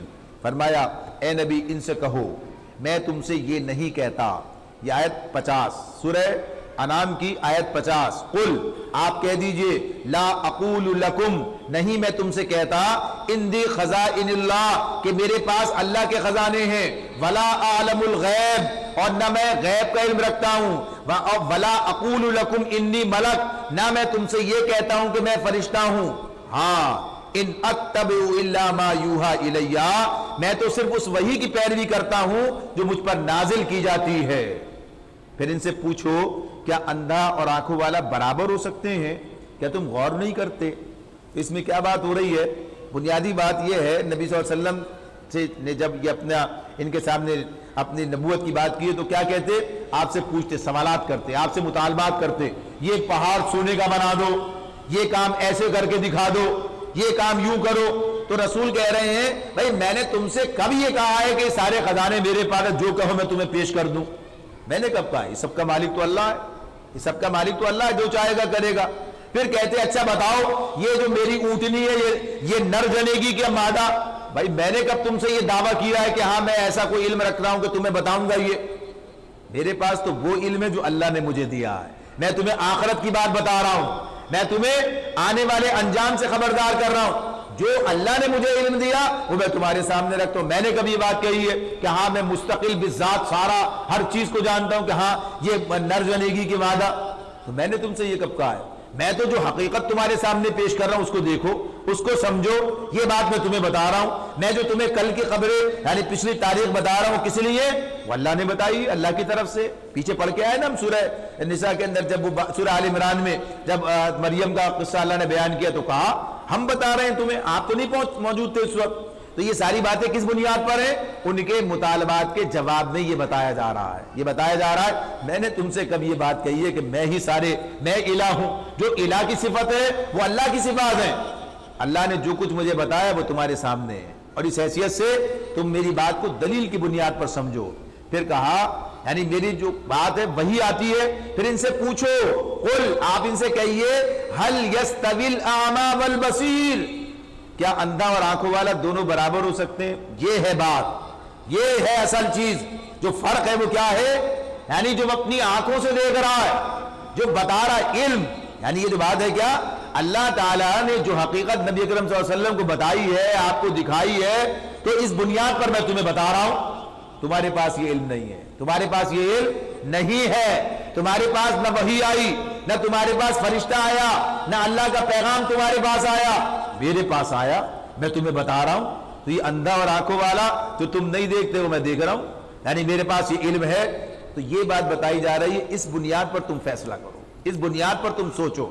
ہاں ٹھیک ہے، فرشتہ تمہیں نظر نہیں آتا، وہی تمہیں نظر نہیں آتی ہے، مگر دلیل ہے اور میری ذات ہے کہ کبھی جھوٹ نہیں بولا ہے، تو اس اعتبار سے یہ چیزیں ماننے کے لیے۔ تو اللہ تعالیٰ فرما رہے ہیں کہ ان سے کہا کیا تم غور نہیں کرتے، افلا تتفکرون، جو باتیں اللہ کے رسول بیان کر رہے ہیں۔ پھر فرمایا اور اے نبی تم اس علم وحی کے ذریعے سے ان لوگوں کو نصیحت کرو جس کا خوف رکھتے ہیں کہ اپنے رب کے سامنے کبھی اس حال میں پیش کیے جائیں گے کہ اللہ کے سوا وہاں کوئی ایسا ذی اقتدار نہ ہوگا جو ان کا حامی و مددگار ہو یا ان کی سفارش کرے، شاید کہ اس نصیحت سے متنبہ ہو کر وہ خدا ترسی کی روش اختیار کر لیں۔ اور جو لوگ اپنے رب کو رات دن پکارتے رہتے ہیں، جو لوگ اپنے رب کو رات دن پکارتے رہتے ہیں اور اس کی خوشنودی کی طلب میں لگے ہوئے ہیں، انہیں اپنے سے دور نہ پھینکو، ان کے حساب میں سے کسی چیز کا بار تم پر نہیں اور تمہارے حساب میں سے کسی چیز کا بار ان پر نہیں۔ یہ کیا بات ہے؟ یہ بات یہ ہے کہ جب نبی کریم صلی اللہ علیہ وسلم پر ابتدا میں ایمان لانے والے کون لوگ ہیں؟ یعنی وہ لوگ ہیں، اکثریت کن کی ہے؟ سارے ہر طرح کے لوگ ایمان لے، اکثریت کس کی ہے؟ جو غلام ہیں، جو کمزور لوگ ہیں۔ تو اب یہ بڑے بڑے سردار جو تھے یہ تانے دیتے، کہتے ایسے لوگ آپ کے ساتھ لگے رہتے ہیں، ارے یہ لوگ انہیں ہٹاؤ تو کبھی ہم تمہاری مجلس میں بھی آئیں دیکھیں ایسے لوگ۔ تو اللہ تعالیٰ فرما رہے ہیں اللہ کے نزدیک قیمتی لوگ یہی ہیں، یہ بڑے بڑے سرداریاں، ان کی حقیقت اور حیثیت کیا ہے؟ یہ تو اللہ نے آزمائش کے لیے دے رکھی ہے۔ یہ بڑے بڑے عقل مندی دانشور جو اپنے آپ کو سمجھتے ہیں اس حقیقت کو نہ پہچان سکے، ان کمزور لوگوں نے پہچان لی۔ یہ مالی طور پر کمزور ہیں، یہ تمہارے اسٹیٹس کے اعتبار سے تم انہیں ناپ رہے ہو، لیکن اللہ کے پاس ان کا بڑا وزن ہے، انہوں نے حقیقت کو پہچانا ہے، یہ اپنے رب پر ایمان لائے ہیں، یہ اس کے ساتھ وابستہ ہو گئے ہیں، لہٰذا بتایا جا رہا ہے کہ ان کے کہنے سے تم انہیں الگ نہیں کرو۔ تو اللہ کے رسول الگ نہیں کر رہے تھے، سنایا انہیں جا رہا ہے کہ اللہ اپنے رسول سے کیا کہہ رہے ہیں؟ یہ قیمتی لوگ ہیں اور یہ بے قیمت لوگ ہیں، جو سردار یہ سامنے بیٹھے اور کہتے مطالبہ کرتے انہیں ہٹاؤ۔ تو اللہ تعالیٰ فرما رہے ہیں دراصل ہم نے اس طرح ان لوگوں میں سے بعض کو بعض کے ذریعے آزمائش میں ڈالا ہے۔ تو پہلے تو کہہ دیا کہ تمہارے اوپر ان کا حساب ان کے، تمہارا تمہارے، اس پر بھی اگر تم انہیں دور پھینکو گے تو ظالموں میں شمار ہوگے۔ دراصل ہم نے اس طرح ان لوگوں میں سے بعض کو بعض کے ذریعے سے آزمائش میں ڈالا ہے تاکہ وہ انہیں دیکھ کر کہیں کیا یہ ہیں وہ لوگ جن پر ہمارے درمیان اللہ کا فضل و کرم ہوا ہے؟ ہاں، کیا اللہ اپنے شکر گزار بندوں کو ان سے زیادہ نہیں جانتا؟ یہ بات بھی ہوتی تھی، مذاق اڑاتے تھے۔ سورہ مطففین میں آگے آئے گی بات 30 پارے میں کہ جب گزرتے تو آنکھیں مارتے ہوئے، مذاق اڑاتے ہوئے، ہنستے، عرب و عجم کے بادشاہ چلے جا رہے ہیں، دیکھو، یعنی اللہ کے رسول نے بات بتائی تھی، آپ نے لوگوں سے کہا تھا کہ ایک دن یہ دین غالب ہو کر رہے گا اور جو اس کلمے کو قبول کر لے، مشرکین مکہ سے یہ بات کہی تھی اگر تم اس کلمے کو قبول کر لو تو عرب و عجم تمہارے زیر نگی ہوں گے۔ تو انہوں نے تو مانا نہیں تھا، انہوں نے مانا تھا، تو کیا مذاق اڑاتے، دیکھو عرب و عجم کے بادشاہ چلے جا رہے ہیں۔ یعنی تو اللہ تعالیٰ فرما رہے ہیں کہ اللہ جانتا ہے کہ ہاں کس کو کیا ملنے والا، تمہیں کیا خبر؟ یہی ہوا، آگے چل کر یہی ہوا۔ تو اللہ تعالیٰ فرما رہے ہیں جب تمہارے پاس وہ لوگ آئیں جو ہماری آیات پر ایمان لاتے ہیں تو ان سے کہو تم پر سلامتی ہے، تمہارے رب نے رحم و کرم کا شیوا اپنے اوپر لازم کر لیا ہے، یہ اس کا رحم و کرم ہی ہے کہ اگر تم میں سے کوئی نادانی کے ساتھ کسی برائی کا ارتکاب کر بیٹھا ہو پھر اس کے بعد توبہ کرے اور اصلاح کرے تو اللہ اسے معاف کر دیتا ہے اور نرمی سے کام لیتا ہے۔ اس طرح ہم اپنی نشانیاں کھول کھول کر پیش کرتے ہیں تاکہ مجرموں کی راہ بالکل نمایاں ہو جائے۔ یہ بھی مذاق اڑاتے، جیسے پہلے ظاہر سے لوگ اس سے پہلے لوگ خرابیوں میں مبتلا تھے، برائیوں میں، ایمان لا کر سب چھوڑا، یہ سب کچھ تو کہتے تھے، وہ کل تک دیکھو ان کا یاد آج بڑے پارسا ہیں، تو بھائی کل تک تھا، آج اللہ سے توبہ کر کے اپنا معاملہ اصلاح کر لی تو آج واقعی پارسا ہیں۔ تو یہ جو تانے دیتے تھے تو اللہ بتا رہے ہیں کہ اللہ تو سارے گناہ معاف کرتا ہے، آؤ تمہارے بھی معاف کرے گا۔ فرمایا اے نبی ان سے کہو تم لوگ اللہ کے سوا جن دوسروں کو پکارتے ہو ان کی بندگی کرنے سے مجھے منع کیا گیا۔ اللہ تعالیٰ فرما رہے ہیں کہ میں تمہاری جن کی بندگی تم کرتے ہو مجھے ان کی بندگی کرنے سے منع کیا گیا ہے، میں تمہاری خواہشات کی پیروی نہیں کروں گا، اگر میں نے ایسا کیا تو گمراہ ہو گیا۔ یہ معاملہ میری ذات کا نہیں ہے، مطالبہ کرتے کچھ آپ کمپرومائز کریں، کچھ تھوڑا سا آپ مانیں، کچھ ہم آگے بڑھیں، کچھ آپ پیچھے، یہ تو سنتے مانتے کچھ بات سننے کے لیے تیار نہیں، کوئی ذرا سی بھی جو ہے کسی چیز سے ہٹنے کے لیے پیچھے ہٹنے کے لیے تیار نہیں ہے، نبی صلی اللہ علیہ وسلم پر دباؤ ڈالتے، تنگ کرتے۔ تو اللہ تعالیٰ بتا رہے ہیں ان سے بتا دو یہ تو اللہ کا حکم ہے، اللہ کا حکم ٹالا نہیں جا سکتا، اللہ نے مجھ سے ایسے کہا ہے، اگر میں نے ایسا کیا تو گمراہ ہو جاؤں گا، راہ راست پانے والے میں سے نہ رہوں گا۔ کہو میں اپنے رب کی طرف سے ایک دلیل روشن پر قائم ہوں۔ میرا معاملہ کیا ہے؟ میں تو ایک دلیل روشن پر قائم ہوں اور تم نے اسے جھٹلا دیا ہے۔ جو آدمی دیکھ رہا ہے کہ یہ رات ہے اور یہ دن ہے اور کوئی اسے دباؤ ڈالے کہ نہیں رات کو دن کہو دن کو رات کہو، جو آنکھیں رکھتا ہے، دیدہ بینا رکھتا ہے، وہ نابیناؤں کے زور ڈالنے سے کیا اپنی حقیقت کا انکار کر دے؟ رسول تو جانتے ہیں کہ حق کیا ہے، تو ان کے کہنے سے کیا ہوتا ہے؟ تو یہی بات بتا رہے ہیں، اللہ تعالیٰ فرما رہے ہیں کہ انہیں کہو کہ اب میرے اختیار میں وہ چیز ہے نہیں جس کے لیے تم جلدی مچا رہے ہو، فیصلے کا سارا اختیار اللہ ہی کو ہے، وہی امر حق بیان کرتا ہے اور وہی بہترین فیصلہ کرنے والا۔ کہو اگر کہیں وہ چیز میرے اختیار میں ہوتی جس کی تم جلدی مچا رہے ہو تو میرے اور تمہارے درمیان کبھی کا فیصلہ ہو چکا ہوتا۔ کیا چیز؟ عذاب۔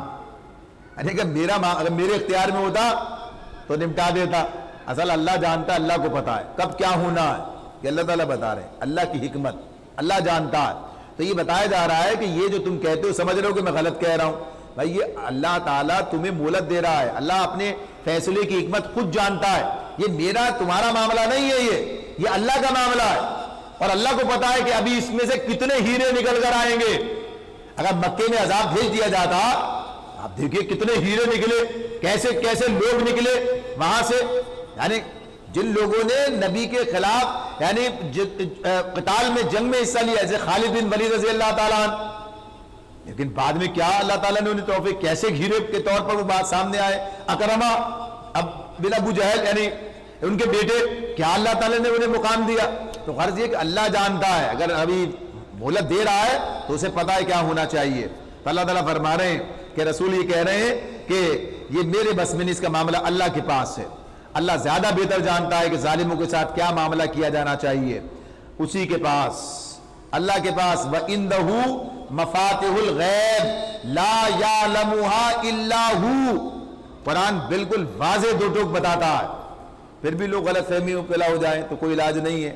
اللہ تعالیٰ فرما رہے ہیں غیب کی کنجیاں اللہ کے پاس ہیں، جنہیں اس کے سوا کوئی نہیں جانتا، بحر و بر میں جو کچھ ہے سب سے وہ واقف ہے۔ درخت سے گرنے والا کوئی پتا ایسا نہیں جس کا اسے علم نہ ہو، پوری زمین اور درخت اور کتنے جنگل کیا کیا، اللہ تعالیٰ کہہ رہے ہیں کوئی ایک پتا ایسا نہیں زمین جو درخت سے گرے اللہ کے علم میں نہ ہو، زمین کے تاریک پردوں میں کوئی دانہ ایسا نہیں جس سے وہ باخبر نہ ہو۔ وہیں سے اگاتا ہے نا جہاں پڑا ہوتا ہے، تو اللہ ہی کے علم سے ہوتا ہے، خشک و تر سب کچھ ایک کھلی کتاب میں لکھا ہوا ہے۔ یہ اللہ تعالیٰ کے علم غیب کی بات ہے۔ پھر وہ غیب کا علم اپنے رسولوں کو جتنا چاہتا ہے دیتا ہے، وہ ہمیں بتاتے ہیں۔ تو اصل علم اصل اللہ کا ہے۔ فرمایا وہی ہے جو رات کو تمہاری روحیں قبض کرتا ہے اور دن کو جو کچھ تم کرتے ہو اسے جانتا ہے، پھر دوسرے روز وہ تمہیں اسی کاروبار کے عالم میں واپس بھیج دیتا ہے تاکہ زندگی کی مقرر مدت پوری ہو۔ یعنی نیند بھی موت کی ایک شکل ہی تو ہے، لیتا پھر واپس کر دیتا۔ فرمایا آخرکار اسی کی طرف تمہاری واپسی ہے، پھر وہ تمہیں بتا دے گا کہ تم کیا کرتے رہے ہو۔ یعنی جو کچھ دنیا میں کیا جا رہا ہے سب ریکارڈ مکمل اللہ کے پاس، اور جب آدمی جائے گا تو بتایا جائے یہ سب کر کے آئے آپ، اب بتائیے کیا کیا جائے۔ تو یہ سب انسان کو خود سوچنا ہے۔ اللہ تعالیٰ فرما رہے ہیں आखिरकार उसी की तरफ तुम्हारी वापसी है, फिर वो तुम्हें बता देगा कि तुम क्या करते रहे हो। अपने बंदों पर अल्लाह पूरी कुदरत रखता है और तुम पर निगरानी करने वाले मुकर्रर करके भेजता है, यहां तक कि जब तुम में से किसी की मौत का वक्त आता है तो उसके भेजे हुए फरिश्ते उसकी जान निकाल लेते हैं, अपना फर्ज अंजाम देने में जरा कोताही नहीं करते। ये जो आयात हैं देखिए, वहुवल काहिरु फौका इबादी, ये पीछे भी आया, अभी इसी सूरत में ये हिस्सा भी आया, वहुवल काहिरु फौका इबादी, अल्लाह अपने बंदों पर कामिल इख्तिदार रखता है, यानी सब उसके उसमें है, कब्जे में। और फिर फरमाया वयुरसिलु अलैकुम हफजा, वो भेजता है, इरसाल यानी ये जो भेजते फरिश्तों के बारे में, हफजा, ये जो हफजा है हिफाजत भी है निगरानी भी है, दोनों ये फरिश्ते अल्लाह ने हमारे साथ लगा रखे हैं, जो एक तरफ हमारी निगरानी का काम भी कर रहे हैं, जो हम करें सब महफूज करते हैं, दूसरी तरफ हमारी हिफाजत भी करते हैं जब तक अल्लाह का फैसला आए। और जब अल्लाह का फैसला आ जाए, हत्ता यहां तक के इज़ा जाअ अहदकुमुल मौत, जब मौत का फैसला हो जाए तो यही जान निकाल लेते हैं, जो कल तक हिफाजत कर रहे थे यही रूह कब्ज कर लेते हैं। तवफ़्फ़त रसूलुना वहुम ला युफर्रितून, और इस मामले में कोई कोताही नहीं करते। फिर सब के सब अपने हकीकी आका की तरफ वापस लाए जाते हैं। खबरदार हो जाओ, फैसले के सारे इख्तियारात अल्लाह ही को हासिल हैं और वो हिसाब लेने में बहुत तेज है। ए नबी, इनसे पूछो सहरा और समंदर की तारीकियों में कौन तुम्हें खतरात से बचाता है, कौन है जिससे तुम मुसीबत के वक्त गिड़गिड़ा गिड़गिड़ा कर और चुपके चुपके दुआएं मांगते हो, किससे कहते हो अगर इस बला से उसने हमको बचा लिया तो हम जरूर शुक्रगुजार होंगे। कहो अल्लाह तुम्हें उससे और हर तकलीफ से बचाता है। कुलिल्लाहु युनज्जीकुम मिनहा व मिन कुल्ली कर्ब सुम्मा अंतुम तुशरिकून, यानी जिस मुश्किल में पड़े थे उससे भी बचाता है और जितनी भी मुश्किल सबसे अल्लाह ही बचाता है। तो ये बात बताई जा रही है, मगर उसके बावजूद फिर तुम शिर्क करते हो। अल्लाह तुम्हें उससे और हर तकलीफ से निजात देता है, फिर तुम दूसरों को उसका शरीक ठहराते हो, यानी जब मसला हल हो जाता है तो फलां के सदके, उसके तुफा, उसके जरिए, उसकी दुआ, यानी तो ये अल्लाह ने किया, अल्लाह को मानो। तो अल्लाह ताला फरमाते हैं वो इस पर कादिर है कि तुम पर कोई अजाब ऊपर से नाजिल कर दे, या तुम्हारे कदमों के नीचे से बर्पा कर दे, या तुम्हें गुरोहों में तकसीम करके एक गुरोह को दूसरे गुरोह की ताकत का मजा चखा दे। यानी अजाब की सिर्फ एक ही शक्ल नहीं है कि समंदर में अजाब आएगा, सहरा में ही आएगा, इस तरह भी अजाब आते हैं, यानी ऊपर से अजाब, नीचे से अजाब, हादसा, कोई भी सूरत। और फिर एक अजाब क्या है, कौमों के दरमियान एक कौम को गुरोह में तकसीम करे और आपस में उनसे टकराकर उन्हें एक से मजा चखा देनी, बदअमनी के हालात, सूरत हाल गुजरते हैं हम, इससे समझते नहीं कि यह अल्लाह का अजाब है। अल्लाह ताला फरमा रहे हैं देखो हम किस तरह बार बार मुख्तलिफ तरीक़ों से अपनी निशानियां इनके सामने पेश कर रहे हैं, शायद कि ये हकीकत को समझ ले। तुम्हारी कौम इसका इनकार कर रही है, हालांकि वो हकीकत है। इनसे कह दो मैं तुम पर कोई हवालादार नहीं बनाया गया हूँ, हर खबर के ज़हूर में आने का एक वक्त मुकर्रर है, अन करीब तुमको खुद अंजाम मालूम हो जाएगा।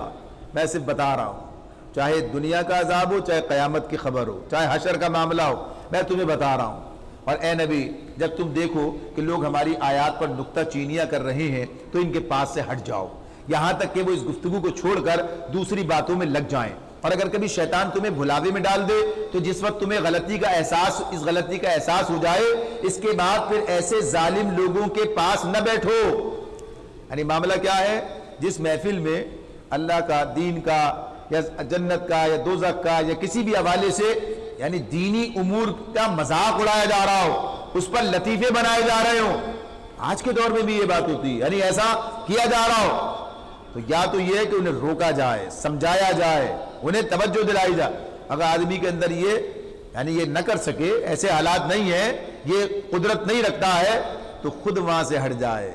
ऐसी महफिलों में बैठना जहां अल्लाह के दीन का, अल्लाह की बात का और इस हवाले से जो भी मामला इसका मजाक उड़ाया जा रहा हो, तो वहां से किसी मुखलिस मोमिन का मामला नहीं, वहां बैठा रहे, तो वहां से हट जाए, या तो दुरुस्त करे वरना हट जाए। तो अल्लाह ताला फरमा रहे हैं कि इनके पास न बैठो, इनके हिसाब में से किसी चीज की जिम्मेदारी परहेजगार लोगों पर नहीं है, अलबत्ता नसीहत करना इन पर फर्ज है, नसीहत करना इनका फर्ज है, शायद कि वो गलत रवि से बच जाए। छोड़ो उन लोगों को जिन्होंने अपने दीन को खेल और तमाशा बना रखा है। यानी नसीहत करना जहां नसीहत कर सके आदमी, ये क्या है, नसीहत जहां कर सके तो करना है, यानी बात अपनी जगह पर है। اور نہیں کر سکتے تو باہر ہٹ جانا ہے۔ بتا دیا کہ جنہوں نے اپنے دین کو کھیل اور تماشا بنایا، یہ ایک سنجیدہ حقیقت ہے، یہ ایک پورا نظام ہے جو آپ سن رہے ہیں قرآن کے اندر ہمارے سامنے آ رہا ہے۔ لوگوں نے بس اسے چند باتوں کے اندر، چند تفریحات کے اندر اس کو ایسا بنا دیا۔ تو اللہ تعالیٰ کہہ رہے ہیں چھوڑو انہیں جنہوں نے اپنے دین کو کھیل اور تماشا بنا رکھا ہے اور جنہیں دنیا کی زندگی فریب میں مبتلا کیے ہوئے ہے۔ ہاں مگر یہ قرآن سنا کر نصیحت و تنبیہ کرتے رہو کہ کہیں کوئی شخص اپنے کیے کرتوتوں کے وبال میں گرفتار نہ ہو جائے، اور گرفتار بھی اس حال میں ہو کہ اللہ سے بچانے والا کوئی حامی و مددگار اور سفارشی اس کے لیے نہ ہو، اور اگر وہ ہر ممکن چیز فدیے میں دے کر چھوٹنا چاہے تو وہ بھی اس سے قبول نہ کی جائے، کیونکہ ایسے لوگ تو خود اپنی کمائی کے نتیجے میں پکڑے جائیں گے۔ ان کو تو اپنے انکار حق کے معاوضے میں کھولتا ہوا پانی پینے کو اور دردناک عذاب بھگتنے کو ملے گا۔ اے نبی ان سے پوچھو کیا ہم اللہ کو چھوڑ کر ان کو پکاریں جو نہ ہمیں نفع دے سکتے ہیں نہ نقصان، اور جبکہ اللہ ہمیں سیدھا راستہ دکھا چکا ہے، تو کیا اب ہم الٹے پاؤں پھر جائیں؟ یعنی جو لوگ مطالبہ کرتے تھے کہ ان کے ساتھ آئیں تو بتایا جا رہا ہم تو ایمان لا، ہمیں تو پتہ دے، اللہ نے یہ سب بتا دیا۔ پر کہا کہہ رہے ہیں صحابہ سے بات ہو رہی ہے تو کہہ رہے ہیں ان سے کہو کیا ہم اپنا حال اس شخص کا سا کر لیں جسے شیطانوں نے صحرا میں بھٹکا دیا ہو اور وہ حیران و سرگرداں پھر رہا ہو، حالانکہ اس کے ساتھی اسے پکار رہے ہوں ادھر آ، یہ سیدھی راہ موجود ہے۔ کہو حقیقت میں صحیح رہنمائی تو صرف اللہ ہی کی رہنمائی ہے، اور اسی کی طرف سے ہمیں یہ حکم ملا ہے کہ مالک کائنات کے آگے سر اطاعت خم کر دو۔ یعنی یہ علم ہے۔ مشرکین کے پاس کیا علم ہے؟ کوئی چیز ہے ان کے پاس کہ کہیں گے بھئی یہ دلیل ہے ہمارے پاس اپنے موقف کے بارے میں جو انہوں نے اختیار کر رکھا ہے، صرف اتنا باپ دادا سے یہ ہوتا چلا آیا، اس کے سوا کچھ نہیں ہے۔ یعنی یہ جو کچھ ہے، جو بت بنا رکھے تھے، جو کچھ کر رہے تھے، کیا تھا کل بھی اور آج بھی؟ یہاں تو قرآن ہے، یہاں تو سنت ہے، یہاں تو استدلال ہے، تو بتایا جائے یہ ہے، آؤ ادھر آؤ۔ تو اللہ تعالیٰ یہ بتا رہے ہیں، تو اللہ فرمایا کہ ہمیں تو یہ حکم ملا ہے کہ مالک کائنات کے آگے سر اطاعت خم کر دو، نماز قائم کرو، اللہ کی نافرمانی سے بچو، اسی کی طرف تم سمیٹے جاؤ گے۔ وہی ہے جس نے آسمان و زمین کو برحق پیدا کیا ہے، اور جس دن وہ کہے گا کہ حشر ہو جائے وہ ہو جائے گا، اسی دن وہ ہو جائے گا۔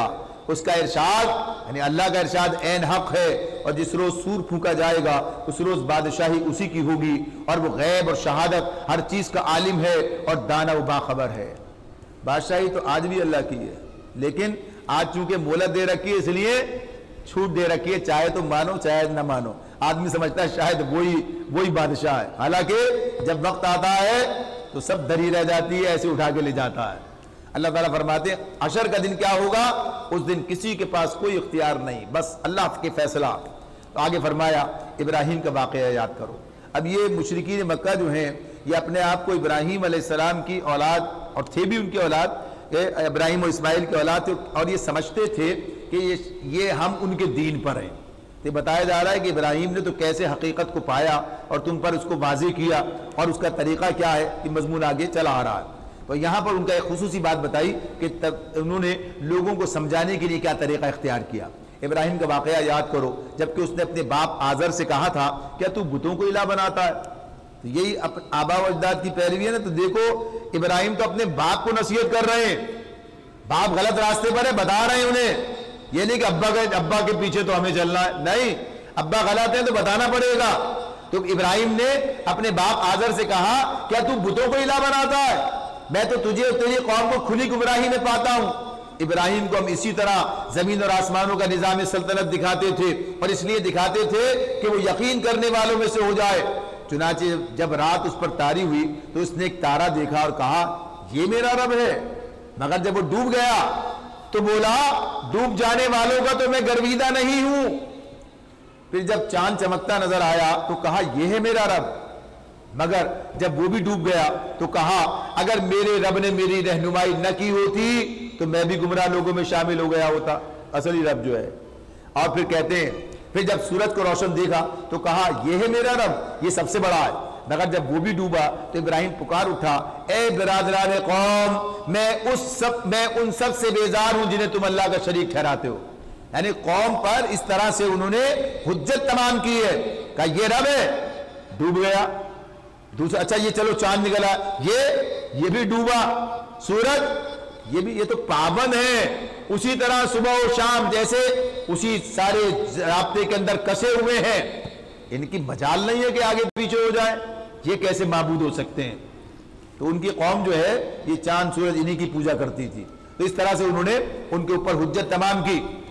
تو کہتے ہیں اے برادران قوم, میں ان سب سے بیزار ہوں جنہیں تم اللہ کا شریک ٹھہراتے ہو. میں نے تو یکسو ہو کر اپنا رخ اس ہستی کی طرف کر لیا جس نے زمین اور آسمانوں کو پیدا کیا ہے. یہ زمین آسمان یہ نہیں ہے علاج. زمین آسمان میں چاند سورج ستارے سیارے سب یہی ہے. اس کائنات میں وہ میرا رب ہے جس نے اس کائنات کو پیدا کیا ہے, اور میں ہرگز شرک کرنے والوں میں سے نہیں ہوں. اس کی قوم اس سے جھگڑنے لگی تو اس نے قوم سے کہا کیا تم لوگ اللہ کے معاملے میں مجھ سے جھگڑتے ہو؟ حالانکہ اس نے مجھے راہ راست دکھا دی ہے, اور میں تمہارے ٹھہرائے ہوئے شریکوں سے نہیں ڈرتا. ہاں اگر میرا رب کچھ چاہے تو وہ ضرور ہو سکتا ہے. اللہ اگر مجھے کوئی کسی مشکل میں ڈالے تو اللہ کی مرضی, تمہارے کہنے سے نہیں ہوگا. یہ تو اللہ ہی کا معاملہ ہے. میرے رب کا علم ہر چیز پر چھایا ہوا ہے. پھر کیا تم ہوش میں نہ آؤگے؟ اور آخر میں تمہارے ٹھہرائے ہوئے شریکوں سے کیسے ڈروں جبکہ تم اللہ کے ساتھ ان چیزوں کو خدائی میں شریک بناتے ہوئے نہیں ڈرتے جن کے لیے اللہ نے تم پر کوئی سند نازل نہیں کی ہے. ہم دونوں فریقوں میں سے کون زیادہ بے خوفی و اطمینان کا مستحق ہے؟ بتاؤ اگر تم کچھ علم رکھتے ہو. مجھے تو اللہ کی طرف سے رہنمائی حاصل ہے, تمہارے پاس کیا ہے؟ تم تو اللہ کی نافرمانی کر رہے ہو, شرک کر رہے ہو. تو امن میرے لیے. امن کس کے لیے ہے؟ جو اللہ سے رہنمائی حاصل کرتا ہے, یعنی جو اللہ کی ہدایت سے آنے والی ہدایت, یعنی قرآن سنت جو آج ہے اس کے ساتھ ہے, تو وہی امن کا مستحق بنتا. فرمایا بتاؤ اگر تم کچھ علم رکھتے ہو, حقیقت میں تو امن انہی کے لیے ہے اور راہ راست پر وہی ہیں جو ایمان لائے اور جنہوں نے اپنے ایمان کو ظلم کے ساتھ آلودہ نہیں کیا. الذین آمنوا ولم یلبسوا ایمانہم بظلم اولئک لہم الامن وہم مہتدون. انہی کے لیے امن ہے, وہی ہدایت پر ہیں جنہوں نے اپنے ایمان کو ظلم کے ساتھ آلودہ نہیں کیا. جب یہ آیت نازل ہوئی تو صحابہ جو ہوتے ہیں انہوں نے یہ سوال کیا اللہ کے رسول سے کہ بھائی ظلم کا تو کوئی نہ کوئی آدمی سے غلطی ہوتی ہے, ہر چیز یعنی عدل نہ ہوا تو ظلم ہوگا, عدل نہیں ہے تو ظلم ہوگا. تو اس اعتبار سے تو یہ تو معاملہ بڑا مشکل ہے. تو فرمایا اللہ کے رسول نے کہ یہاں ظلم سے مراد شرک ہے, یہاں ظلم سے مراد شرک ہے. ان الشرک لظلم عظیم, شرک ظلم عظیم ہے. تو یہاں اسے کیا ہے, ایمان کے ساتھ شرک کو نہیں ملانا ہے, یہ سب سے بڑی بات ہے. باقی ہر گناہ معاف کرے گا اللہ. فرمایا یہ تھی ہماری وہ حجت جو ہم نے ابراہیم کو اس کی قوم کے مقابلے میں عطا کی, ہم جسے چاہتے ہیں بلند مرتبے عطا کرتے ہیں. حق یہ ہے کہ تمہارا رب نہایت دانا اور علیم ہے. پھر ہم نے ابراہیم کو اسحاق اور یعقوب جیسی اولاد دی. ہوا کیا تھا آگے تفصیل آئے گی. قوم نے تو ابراہیم کی بات نہیں مانی, آگ میں بھی ڈالا, اس سے بھی اللہ نے بچایا, پھر بھی وطن سے نکلنا پڑا. لیکن وہ شخص جو اپنا وطن چھوڑ کے نکلا اسے اللہ نے کیا قدر و منزلت دی ہے. تو اللہ تعالیٰ فرماتے ہیں پھر ہم نے ابراہیم کو اسحاق اور یعقوب جیسی اولاد دی. یہ سارا بنی اسرائیل کے سب کیا ہیں, اسی نسل سے ہیں. یہ بنی اسرائیل سب اسی نسل سے, ابراہیم کو اللہ نے وہ مقام دیا. فرمایا پھر ہم نے ابراہیم کو اسحاق اور یعقوب جیسی اولاد دی اور ہر ایک کو راہ راست دکھائی, وہی راہ راست جو اس سے پہلے نوح کو دکھائی تھی علیہ السلام, اور اسی کے نسل سے ہم نے داؤد, سلیمان, ایوب, یوسف, موسیٰ اور ہارون کو ہدایت بخشی. اس طرح ہم نیکوکاروں کو ان کی نیکی کا بدلہ دیتے ہیں. اسی کی اولاد سے زکریا, یحییٰ, عیسیٰ اور الیاس کو رایاب کیا علیہ السلام. ہر ایک ان میں سے صالح تھا, ہر ایک یعنی سارے انبیاء جو ہیں ہر ایک ان میں سے صالح تھا. اسی کے خاندان سے یعنی ابراہیم کے خاندان سے اسماعیل, الیسع اور یونس اور لوط کو راستہ دکھایا. ان میں سے ہر ایک کو ہم نے تمام دنیا والوں پر فضیلت عطا کی. یہ انبیاء ہیں علیہ السلام. نیز ان کے آباء و اجداد اور ان کی اولاد اور ان کے بھائی بندوں میں سے بہتوں کو ہم نے نوازا, انہیں اپنی خدمت کے لیے چن لیا اور سیدھے راستے کی طرف ان کی رہنمائی کی. یہ اللہ کی ہدایت ہے جس کے ساتھ وہ اپنے بندوں میں سے جس کی چاہتا ہے رہنمائی کرتا ہے. لیکن یعنی انبیاء تھے نا یہ سارے, ان کا کیا مقام ہے. لیکن اللہ تعالیٰ کیا کہہ رہے ہیں, لیکن یا ذالک ھدی اللہ یہدی بہ من یشاء من عبادہ ولو، اور اگر، یہ جو لیکن ہے، لو، اگر، لیکن اگر کہیں ان لوگوں نے شرک کیا ہوتا، ولو اشرکوا لحبط عنہم، تو ان کا سب کیا کرایا غارت ہو جاتا. یعنی ایسے برگزیدہ لوگ بھی اگر شرک کرتے تو اللہ تعالیٰ سمجھا رہے ہیں انہیں، تمہاری کیا اوقات ہے، تم کس طرح سے کیا سمجھ رہے ہو کہ شرک کر کے بھی سمجھتے ہو سب ہمارا ٹھیک ہے، تو اگر وہ بھی شرک کرتے تو ان کا سب کیا کرایا غارت ہو جاتا. اللہ تعالیٰ فرما رہے ہیں وہ لوگ تھے جن کو ہم نے کتاب اور حکم اور نبوت عطا کی تھی. یہاں اللہ تعالیٰ نے کیا بتایا؟ ان انبیاء کو کتاب، حکم اور نبوت عطا کی تھی. یہ کیا چیزیں ہیں؟ یہ کتاب یعنی اللہ کی طرف سے آنے والا ہدایت نامہ، یہ کتاب ہدایت نامہ ہے. اور دوسرے حکم یعنی اس ہدایت نامے کا صحیح فہم، جسے حکمت بھی سے تعبیر کیا جائے گا، اور اس کے اصولوں کے اور اس پر جو ہے معاملات کو منطبق کرنے کی صلاحیت، اور مسائل حیات میں فیصلہ کن رائے قائم کرنے کی خداداد قابلیت، یعنی وہی حکمت. اور تیسری بات جو نبوت ہے، یعنی یہ منصب. نبوت کیا ہے؟ منصب ہے اللہ تعالیٰ کی طرف سے کہ وہ اس ہدایت نامے کے مطابق اللہ کے بندوں کی رہنمائی کریں. تو اللہ نے یہ منصب نبوت کا دیا، اور کتاب ہدایت کے طور پر دی، اور حکمت عطا کر دی جو حکم ہے کہ اس طریقے سے اس کام کو کیا جائے گا. تو یہ اللہ نے انبیاء کو دی. فرمایا اب اگر یہ لوگ اس کو ماننے سے انکار کرتے ہیں، نبی کرم صلی اللہ علیہ وسلم کو بھی سب کچھ ملا، تو کہا کہ اب اگر یہ لوگ اس کو ماننے سے انکار کرتے ہیں تو پرواہ نہیں، ہم نے کچھ اور لوگوں کو یہ نعمت سونپ دی ہے جو اس سے منکر نہیں ہیں. یعنی جو لوگ ایمان لائے ہیں، جو انکار کر رہے ہیں چھوڑ دو انہیں، جو ایمان لائے ہیں یہ دیکھو اس کام کو لے کے چلیں گے. اے نبی وہی لوگ اللہ کی طرف سے ہدایت یافتہ تھے، یعنی انبیاء جن کا ذکر ہوا، انہی کے راستے پر تم چلو، اور کہہ دو کہ میں اس تبلیغ و ہدایت کے کام پر تم سے کسی اجر کا طالب نہیں ہوں. یہ تو ایک عام نصیحت ہے تمام دنیا والوں کے لیے. آگے بہت سی صورتوں میں یہ بات آئے گی کہ انبیاء یہ کام بے لوث کرتے ہیں، کوئی اس کے ذریعے سے کوئی اجر، کوئی اس کے ذریعے سے بدلہ انہیں نہیں چاہیے ہوتا، بدلہ تو اللہ دے گا. اور ان کے بعد بھی اس کام کو کرنے والے سب بے لوث لوگ ہوا کرتے ہیں. دنیا نہیں چاہیے، اللہ سے بدلہ چاہیے. تو اللہ تعالیٰ فرما رہے ہیں یہ تو ایک عام نصیحت ہے تمام دنیا والوں کے لیے.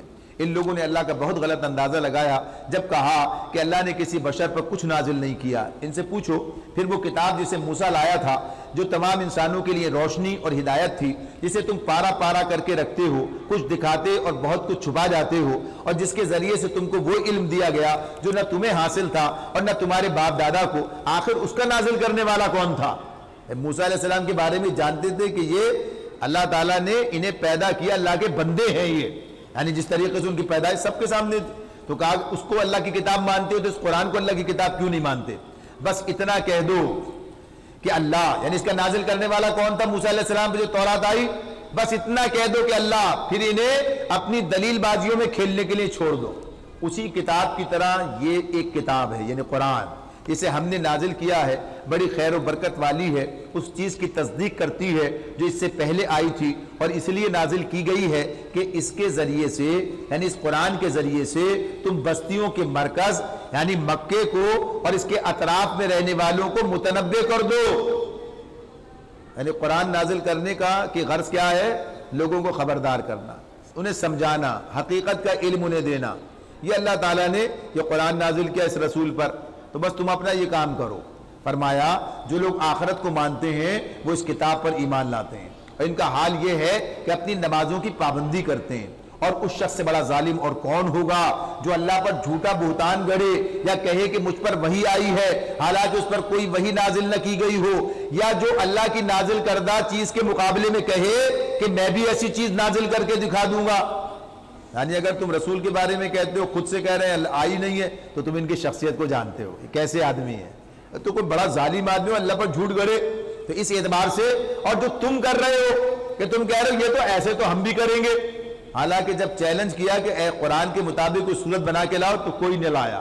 تو اللہ تعالیٰ فرما رہے ہیں کاش تم ظالموں کو اس حالت میں دیکھ سکو جبکہ وہ سکرات موت میں ڈبکیاں کھا رہے ہوتے ہیں اور فرشتے ہاتھ بڑا بڑا کر کہہ رہے ہوتے ہیں لاؤ نکالو اپنی جان، آج تمہیں ان باتوں کی پاداش میں ذلت کا عذاب دیا جائے گا جو تم اللہ پر تہمت رکھ کر بکا کرتے تھے اور اس کی آیات کے مقابلے میں سرکشی دکھاتے تھے۔ اللہ فرمائے گا لو اب تم ویسے ہی تنے تنہا، لو اب تم ویسے ہی تنے تنہا ہمارے سامنے حاضر ہو گئے جیسا ہم نے تمہیں پہلی مرتبہ اکیلا پیدا کیا تھا۔ جو کچھ ہم نے تمہیں دنیا میں دیا تھا وہ سب تم پیچھے چھوڑا ہے۔ یعنی انسان دنیا میں جب آتا ہے کچھ نہیں لاتا اور جب دنیا سے جاتا ہے خالی ہاتھ چلا جاتا ہے۔ پہلا انسان اللہ نے پیدا کیا کچھ نہیں تھا، آدم، اور پھر پورا سارا سلسلہ بنا دیا، پھر آخر میں اللہ کے پاس جب پہنچیں گے ہر آدمی اکیلا اللہ کے سامنے کھڑا ہوگا اور حساب دے گا۔ اللہ تعالیٰ فرما رہے ہیں اب ہم تمہارے ساتھ تمہارے ان سفارشیوں کو بھی نہیں دیکھتے جن کے متعلق تم سمجھتے تھے کہ تمہارے کام بنانے میں ان کا بھی کچھ حصہ ہے۔ یعنی مشرکین سے خطاب ہو رہا ہے یہ کہ جب اللہ کے سامنے جا کے کھڑے ہوں گے تو پوچھیں کہاں ہیں اب وہ جنہیں تم اللہ کا شریک ٹھہرا کے سمجھتے تھے کہ یہ تمہارا کام بنائیں گے؟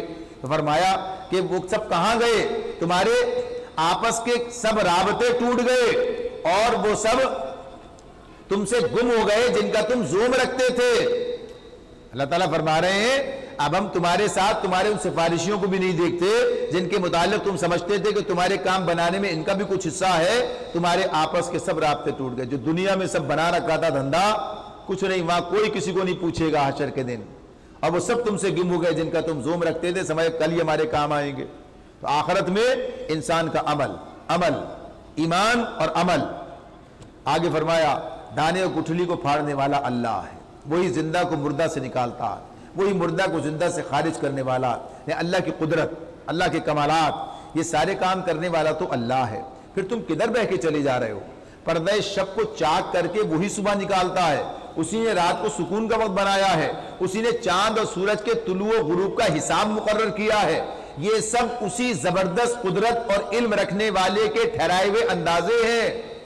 سارے کائنات کا جو نظام چل رہا ہے اللہ کے چلانے سے چل رہا ہے، اور وہی ہے جس نے تمہارے لیے تاروں کو صحرا اور سمندر کی تاریکیوں میں راستہ معلوم کرنے کا ذریعہ بنایا۔ یہ تو قطب ستارے سے سمت معلوم کرتے ہیں، پہلے تو نہ قطب نما تھا نہ یہ سارا جو آپ کہیے کہ آج جو سارا نظام چل رہا ہے، آج جو جس طریقے سے آپ پہنچ جاتے ہیں، تو کیا اللہ نے اس زمانے میں بھی انتظام کیا انسانوں کے لیے صحراؤں سمندروں کے اندر کیا راستوں کے نشانات نہیں ہیں؟ تو ستاروں کو دیکھ کے جو ہے راستہ معلوم کرتے۔ فرمایا اللہ تعالیٰ نے دیکھو ہم نے نشانیاں کھول کر بیان کر دی ہیں ان لوگوں کے لیے جو علم رکھتے ہیں۔ تو یہ اللہ کے نشانے کہاں آسمان کہاں زمین، زمین کہاں آسمان کہاں؟ جو لوگ کہتے تھے آسمان کسی اور کا زمین کسی اور، زمین کے رہنے والوں کو آسمان پر بنائے گئے ستارے رہنمائی فراہم کر رہے ہیں، ان کے ذریعے سے اپنا راستہ طے کر رہے ہیں۔ تو یہ جو زمین اور آسمان کے درمیان تعلق ہے تو کیا معلوم ہوا؟ خالق ایک ہی ہے دونوں کا خالق ایک، اور اس نے انسانوں کے لیے ان سب چیزوں کو بنا دیا۔ تو یہی نشانیاں اللہ تعالیٰ فرماتے ہیں دیکھو ہم نے نشانیاں کھول کر بیان کر دی ہیں ان لوگوں کے لیے جو علم رکھتے ہیں، اور وہی ہے جس نے ایک جان سے تم کو پیدا کیا، پھر ہر ایک کے لیے ایک جائے قرار ہے اور ہر ایک کے سونپے جانے کی جگہ۔ یہ نشانیاں ہم نے واضح کر دی ہیں ان لوگوں کے لیے جو سمجھ بوجھ رکھتے ہیں، اور وہی ہے جس نے آسمان سے پانی برسایا، پھر اس کے ذریعے سے ہر قسم کی نباتات اگائی، پھر اس سے ہرے کھیت اور درخت پیدا کیے، پھر ان سے تہ بتہ چڑے ہوئے دانے نکالے، اور کھجور کے شگوفوں سے پھولوں کے گچھے پیدا کیے جو بوجھ کے مارے جھکے پڑتے ہیں، اور انگور اور زیتون اور انار کے باغ لگائے جن کے پھل ایک دوسرے سے ملتے جلتے بھی ہیں، اور پھر ہر ایک کی خصوصیات جدا جدا بھی ہیں۔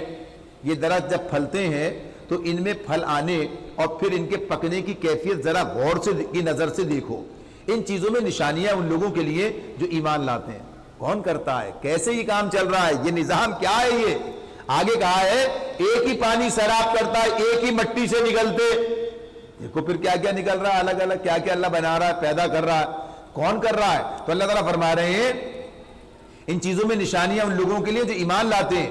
اس پر بھی یعنی سب کام تو اللہ نے کیے، اس پر بھی لوگوں نے جنوں کو اللہ کا شریک ٹھہرا دیا، حالانکہ اللہ جنوں کا خالق ہے، اور بے جانے بوجھے انہوں نے اللہ کے لیے بیٹے اور بیٹیاں تصنیف کر دی، حالانکہ اللہ پاک ہے اور بالا تر ان باتوں سے جو یہ لوگ کہتے ہیں۔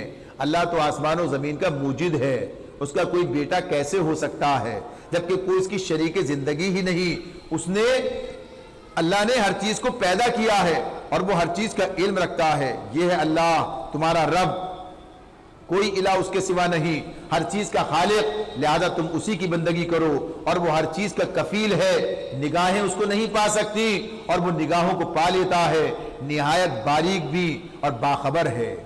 دیکھو تمہارے پاس تمہارے رب کی طرف سے بصیرت کی روشنیاں آ گئی ہیں، اب جو بینائی سے کام لے گا اپنا ہی بھلا کرے گا، اور جو اندھا بنے گا خود نقصان اٹھائے گا۔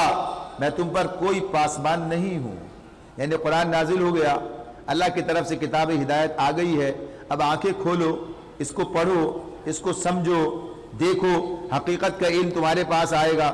اور اگر آنکھیں بند کر لو گے تو نقصان کس کا کرو گے؟ اگر کوئی قرآن نہیں پڑھتا، اگر کوئی قرآن سے رہنمائی حاصل نہیں کرتا، کس کا نقصان کرے گا؟ اپنا نقصان کرے گا۔ اور جو آنکھیں کھول کر پڑھے گا، سمجھے گا، اس کے مطابق اپنے عقیدے کو درست کرے گا، عمل اس کے مطابق کرے گا، تو فائدہ کس کا ہوگا؟ اس کا اپنا ہوگا، دنیا میں بھی آخرت میں بھی۔ اللہ تعالیٰ فرما رہے ہیں نبی صلی اللہ علیہ وسلم سے، آپ کہہ دیجئے کہ میں تم پر کوئی پاسبان نہیں، میری زبردستی میں تم پر زبردستی تمہیں منوا کے چھوڑوں، میرا کام پہنچانا، پہنچا دیا، مانو گے فائدہ تمہارا، نہ مانو گے تو نقصان تمہارا۔ آگے فرمایا اس طرح ہم اپنی آیات کو بار بار مختلف طریقوں سے بیان کرتے ہیں، اور اس لیے کرتے ہیں کہ یہ لوگ کہیں کہ تم کسی سے پڑھ آئے ہو، اور جو لوگ علم رکھتے ہیں ان پر ہم حقیقت کو روشن کر دیں۔ اے نبی آپ اس وحی کی پیروی کیے جاؤ جو تم پر تمہارے رب کی طرف سے نازل ہوئی ہے، کیونکہ اس ایک رب کے سوا کوئی الہ نہیں ہے۔ آپ کا کام یہی ہے، اس کتاب کے مطابق زندگی بسر کرو اور ان مشرکین کے پیچھے نہ پڑو، چھوڑ دو، بات پہنچاؤ، چھوڑ دو۔ اگر اللہ کی مشیت ہوتی تو وہ خود ایسا بندوبست کر سکتا تھا کہ یہ لوگ شرک نہ کرتے۔ تم کو ہم نے ان پر پاسبان مقرر نہیں کیا ہے اور نہ تم ان پر حوالہ دار ہو۔ یہ باتیں کیوں کہی جا رہی ہیں؟ نبی صلی اللہ علیہ وسلم پریشان ہوتے، آپ کرتے، آپ انتہائی کوشش میں لگے ہوتے یہ لوگ باز آ جائیں کسی طرح۔ تو اللہ تعالیٰ بتا رہے ہیں جس نے جان بوجھ کے انکار کیا ہے تو اللہ کا جو ہے گویا کہیے کہ اس نے توفیق سلب کر لی، ان سے نہیں لائیں گے، چھوڑ دو انہیں ان کے حال پر۔ تو اللہ تعالیٰ فرماتے ہیں یہ لوگ اللہ کے سوا جن کو پکارتے ہیں انہیں گالیاں نہ دو، کہیں ایسا نہ ہو کہ یہ شرک سے آگے بڑھ کر جہالت کی بنا پر اللہ کو گالیاں دینے لگیں۔ ہم نے تو اسی طرح ہر گروہ کے لیے اس کے عمل کو خوشنما بنا دیا ہے، پھر انہیں اپنے رب ہی کی طرف پلٹ کر آنا ہے، اس وقت وہ انہیں بتا دے گا کہ وہ کیا کرتے رہے ہیں۔ مسلمانوں کو بتایا جا رہا ہے اخلاقیات درست رکھو، یعنی ایسا نہیں کہ ضد میں آ کر کوئی ایسا، آپ کی باتیں، آپ کی یعنی گفتگو جو ہے معقول مناسب ہونی چاہیے۔ اگر یہ لوگ بدتمیزی کریں، بدتمیزی کے جواب میں بدتمیزی نہیں ہے، اور یہ بات ہی بتائیے کہیں ایسا نہ ہو کہ ضد میں آئے اور اپنا نقصان کریں، یعنی کوئی اللہ کی توہین کرے گا تو نقصان کس کا کرے گا؟ اپنا کرے گا۔ لیکن تمہیں بھی بہرحال یہ محتاط رہنا ہے، کوئی ایسی حرکت نہ کرو جس کی وجہ سے انہیں توہین کرنے کا کوئی جو ہے کوئی موقع مل جائے۔ آگے فرمایا یہ لوگ کڑی کڑی قسمیں کھا کر کہتے ہیں اگر کوئی نشانی یعنی معجزہ ہمارے سامنے آ جائے تو ہم اس پر ایمان لے آئیں گے۔ اے نبی ان سے کہو نشانیاں تو اللہ کے اختیار میں ہیں، اور پھر اہل ایمان سے بتایا جا رہا ہے تمہیں کیسے سمجھایا جائے کہ اگر نشانیاں آ بھی جائیں تو یہ ایمان لانے والے نہیں ہیں۔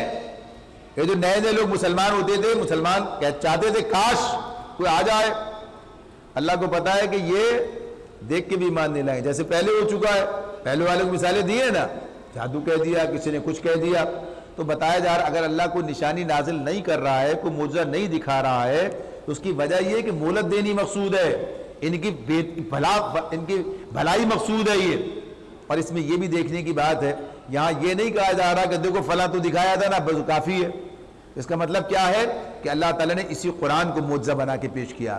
آگے اللہ تعالیٰ فرما رہے ہیں ہم اسی طرح ان کے دلوں اور نگاہوں کو پھیر رہے ہیں جس طرح یہ پہلی مرتبہ اس کتاب پر ایمان نہیں لائے تھے، ہم انہیں ان کی سرکشی میں بھٹکنے کے لیے چھوڑے دیتے ہیں۔ اگر ہم فرشتے بھی ان پر نازل کر دیتے اور مردے بھی ان سے باتیں کرتے، اللہ تعالیٰ بتا رہے ہیں اللہ کو تو علم ہے نا سارا، یعنی یہ تو اعتماد ہے ہمارا، اللہ کو سب کے بارے میں معلوم ہے اور کل کیا ہوگا یہ بھی معلوم ہے، یہ آدمی کیا کرے گا یہ بھی اللہ کو معلوم ہے۔ تو اللہ تعالیٰ فرما رہے ہیں کہ اگر ہم فرشتے بھی ان پر نازل کر دیتے اور مردے ان سے باتیں کرتے اور دنیا بھر کی چیزوں کو ہم ان کی آنکھوں کے سامنے جمع کر دیتے، تب بھی یہ ایمان لانے والے نہ تھے، یعنی جنہیں ایمان نہیں لانا ہے وہ نہیں لاتے۔ اور آپ دیکھ رہے ہیں آپ کے سامنے یہ بات سامنے ہے معجزات پہ ایمان لانے کے اعتبار سے، جو لوگ ایمان لائے اللہ کے رسول پر بات سن کے دلیل سے قرآن سے، اور پھر سارے لوگ ایمان لائے، یعنی کیا اللہ تعالیٰ نے جو ہے انہیں توفیق دی ہے۔ تو فرمایا کہ یہ سب کچھ جمع کر دیتے تب بھی ایمان نہ لانے والے تھے، اللہ یہ کہ مشیت الہی ہی یہ ہو، یعنی اگر زبردستی اللہ ان کو ایماندار بنانا چاہتا تو یہ ایمان لاتے، پھر کیسے نہیں لاتے؟ لیکن اللہ کی مشیت یہ نہیں ہے، اللہ نے تو انسانوں کو آزاد چھوڑا ہے، چاہے مانو چاہے نہ مانو۔ فرمایا کہ اللہ تعالیٰ نے یہ کام جو ہے یہ نہیں کیا ہے۔ بہرحال اس سب کے باوجود اکثر لوگ نادانی کی باتیں کرتے ہیں، یعنی سمجھتے ہیں کہ شاید اس کی وجہ سے لوگ رکے ہوئے ہیں، نہیں، انہیں ماننا ہی نہیں ہے۔ فرمایا اور ہم نے تو اسی طرح ہمیشہ شیطان انسانوں اور شیطان جنوں کو ہر نبی کا دشمن بنایا ہے، جو ایک دوسرے پر خوش آئند باتیں دھوکے اور فریب کے طور پر القاء کرتے ہیں۔ یعنی پہچانو یہ شیطان کے ہر کارے اس کے ساتھی ہیں، یہ لوگ نہیں لائیں گے ایمان۔ اللہ تعالیٰ فرما رہے ہیں کہ ہاں یہ ایک دوسرے پر خوش آئند باتیں دھوکے فریب کے طور پر القاء کرتے ہیں، اگر تمہارے رب کی مشیت یہ ہوتی کہ وہ ایسا نہ کرے تو وہ کبھی نہ کرتے، یعنی اگر اللہ نہ کرنے دیتا تو کس کی مجال تھی کہ کرتا؟ اللہ نے چھوڑ رکھا ہے، دے رکھا ہے مہلت۔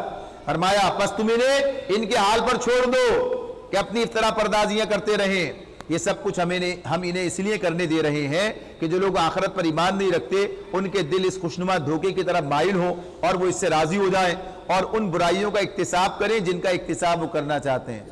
اللہ کا قاعدہ یہ ہے کہ جو برائی کی طرف جانا چاہتا ہے اللہ تعالیٰ اسے موقع دیتا ہے، جاؤ کتنی کر سکتے ہو کرو۔ جو نیکیوں کی طرف آنا چاہتا ہے اللہ تعالیٰ اس کے لیے راستے کھولتا ہے اور نیکیوں کو اس کے لیے آسان کر دیتا ہے۔ یہ اللہ کا قاعدہ ہے جو اللہ ہمیں بار بار بتا رہا ہے۔ فرمایا پھر جب حال یہ ہے تو کیا میں اللہ کے سوا کوئی اور فیصلہ کرنے والا تلاش کروں؟ حالانکہ اللہ نے پوری تفصیل کے ساتھ تمہاری طرف کتاب نازل کر دی ہے، اور جن لوگوں کو ہم نے اس سے پہلے کتاب دی تھی وہ جانتے ہیں کہ یہ کتاب تمہارے رب ہی کی طرف سے حق کے ساتھ نازل ہوئی ہے، لہٰذا تم شک کرنے والوں میں شامل نہ ہو۔ تمہارے رب کی بات سچائی اور انصاف کے اعتبار سے کامل ہے، کوئی اس کے فرامین کو تبدیل کرنے والا نہیں ہے، اور اللہ سب کچھ سنتا اور جانتا ہے۔ اور اے نبی اگر تم ان لوگوں کی اکثریت کے کہنے پر چلو جو زمین میں بستے ہیں تو وہ تمہیں اللہ کے راستے سے بھٹکا دیں گے، وہ تو محض گمان پر چلتے اور قیاس آرائیاں کرتے ہیں، در حقیقت تمہارا رب زیادہ بہتر جانتا ہے کہ کون اس کے راستے سے ہٹا ہوا ہے اور کون سیدھے راستے پر ہے۔ دیکھیں یہ آیت اس اعتبار سے ایک اصول بیان کر رہی ہے۔ بیان سامنے بتایا کہ اگر اکثریت اور اقلیت کوئی پیمانہ نہیں ہے، یعنی حق کے معاملے میں کہ حق کو اگر اکثریت نے رد کر دیا ہے تو اس کا مطلب یہ ہوا کہ پھر حق نہ رہا، اکثریت نے اسے انکار کر دیا، تو اس کا یہ مطلب قطعاً نہیں ہے کہ حق کا معاملہ تو اکثریت یا اقلیت کا محتاج نہیں ہے، حق اپنی ذات کے اندر حق ہے۔ تو اللہ تعالیٰ فرما رہے ہیں کہ دنیا میں اکثریت کے کہنے پہ چلو گے، اگر دنیا کی بات ہو رہی ہے مسلمانوں کی بات نہیں ہو رہی ہے، وَإِن تُطِعْ أَكْثَرَ مَنْ فِي الْأَرْضِ زمین پر رہنے والوں کی اکثریت کے کہنے پر چلو گے تو کیا ہوگا؟ تمہیں اللہ کے راستے سے بھٹکا دیں گے۔ آج بھی دنیا میں اکثریت کس کی ہے؟ نام نہاد مسلمانوں کو بھی کہیں تب بھی اکثریت کافروں کی ہے۔ آج بھی دنیا میں اکثریت کافروں کی ہے، چاہے کوئی عیسائی ہو، یہودی ہو، ہندو ہو، سب کیا ملحد ہو، دہریے ہو، سب ملا کے تو اکثریت اقلیت کا معاملہ نہیں ہے۔ یہ جو حقیقت ہے وہ حقیقت ہے، اپنی جگہ پر بات ہے یہ۔ تو اس اعتبار سے بتایا کہ اکثریت تو بہرحال گمان اور قیاس پر چل رہی ہے، لہٰذا آپ تو جو حقیقت اس پر چلیں۔ بعض لوگوں نے اس آیت کو استعمال کیا اس اعتبار سے، یعنی یہ غلط فہمی پیدا ہوئی کہ اکثریت کی بات، اکثریت تو ہمیشہ غلط ہوگی اور اکثریت کی بات نہ مانو، تو یہ حق اور باطل کے حوالے سے بات ہو رہی ہے۔ لیکن جب مسلمان آپس میں معاملات کریں گے، جب مسلمان آپس میں کوئی چیز طے کریں گے، جب مشورہ کریں گے تو پھر تو اکثریت کی بات مانیں گے نا۔ یہ بات اس اعتبار سے نہیں ہے کہ یہ بات سمجھ لی جائے کہ ہمیشہ اکثریت غلط ہوگی، اکثریت زمین پر رہنے والوں کی بات یہ بتائی جا رہی ہے۔ لیکن جب کسی معاملے کے اعتبار سے جب مسلمانوں کا آپس کا معاملہ ہوگا جب وہ خود اپنے معاملات طے کریں گے، اللہ نے آگے ان کے بارے میں بات بتائی ہے، سورہ شورى میں بھی آئے گی اور پیچھے بھی گزر گئی ہے کہ معاملات کو مشورے سے چلایا جائے گا. اب مشورہ جب ہوگا، اب مشورے کے اندر لوگوں کی رائے حق میں خلاف دونوں چیزیں ہیں نا، اس بات کا معاملہ ہے. رسول کی بات تو اپنی جگہ پر تھی کہ رسول کا مقام وہ تھا اور رسول کی حیثیت وہ تھی، رسول کے پاس حکمت اس درجے کی تھی کہ مشورہ کر کے خود بھی اپنے طور پر طے کر سکتا تھا. یعنی واحد کا صیغہ استعمال بات کرتے ہیں وہاں پر. لیکن جب آپس کا ہمارا آپ کا معاملہ ہوگا، جب ہم انسانوں کا معاملہ ہوگا، تو پھر تو بات یہی ہے کہ ظاہر سی بات ہے کسی بات مشورہ ہوگا تو جو بات سمجھ میں اکثریت جس طرف ہوگی تو ظاہر وہ بات مانی جائے گی. تو اس کا اطلاق ادھر نہ کیا جائے، یہ معاملہ جو ہے ظاہر، ورنہ مشورہ بے معنی ہو جاتا. جب مشورہ اپنے اکثریت کہتی ہے یہ کام، اقلیت کوئی بات کہتی ہے دوسرا کام، اور پھر جو ہے اپنی مرضی سے کیا جائے، یعنی کوئی امیر ہو جو بھی کرے، تو یہ مشورہ بے معنی ہو جاتا ہے اس اعتبار سے. تو اس لیے یہ بات بالکل الگ ہے، اور وہ مشورے کا جو معاملہ آئے گا تو اس وقت اس بات کو رکھا جائے، وہ بالکل الگ ہے. اس کے اندر جو بات کی گئی ہے وہ مسلمانوں کے درمیان کی بات ہے. مسلمان مشورہ کرنے کافروں کے پاس نہیں جائیں گے، آپس میں کریں گے. اس سے انتظام انتخاب کی طرف بھی بات جاتی ہے، لیکن وہ سب بالکل ایک دوسرا الگ معاملہ ہے اور اس کو اسی مقام پر سمجھا جا سکتا ہے.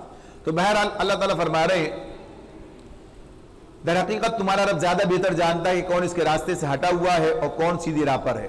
پھر اگر تم لوگ اللہ کی آیات پر ایمان رکھتے ہو تو جس جانور پر اللہ کا نام لیا گیا ہو اس کا گوشت کھاؤ.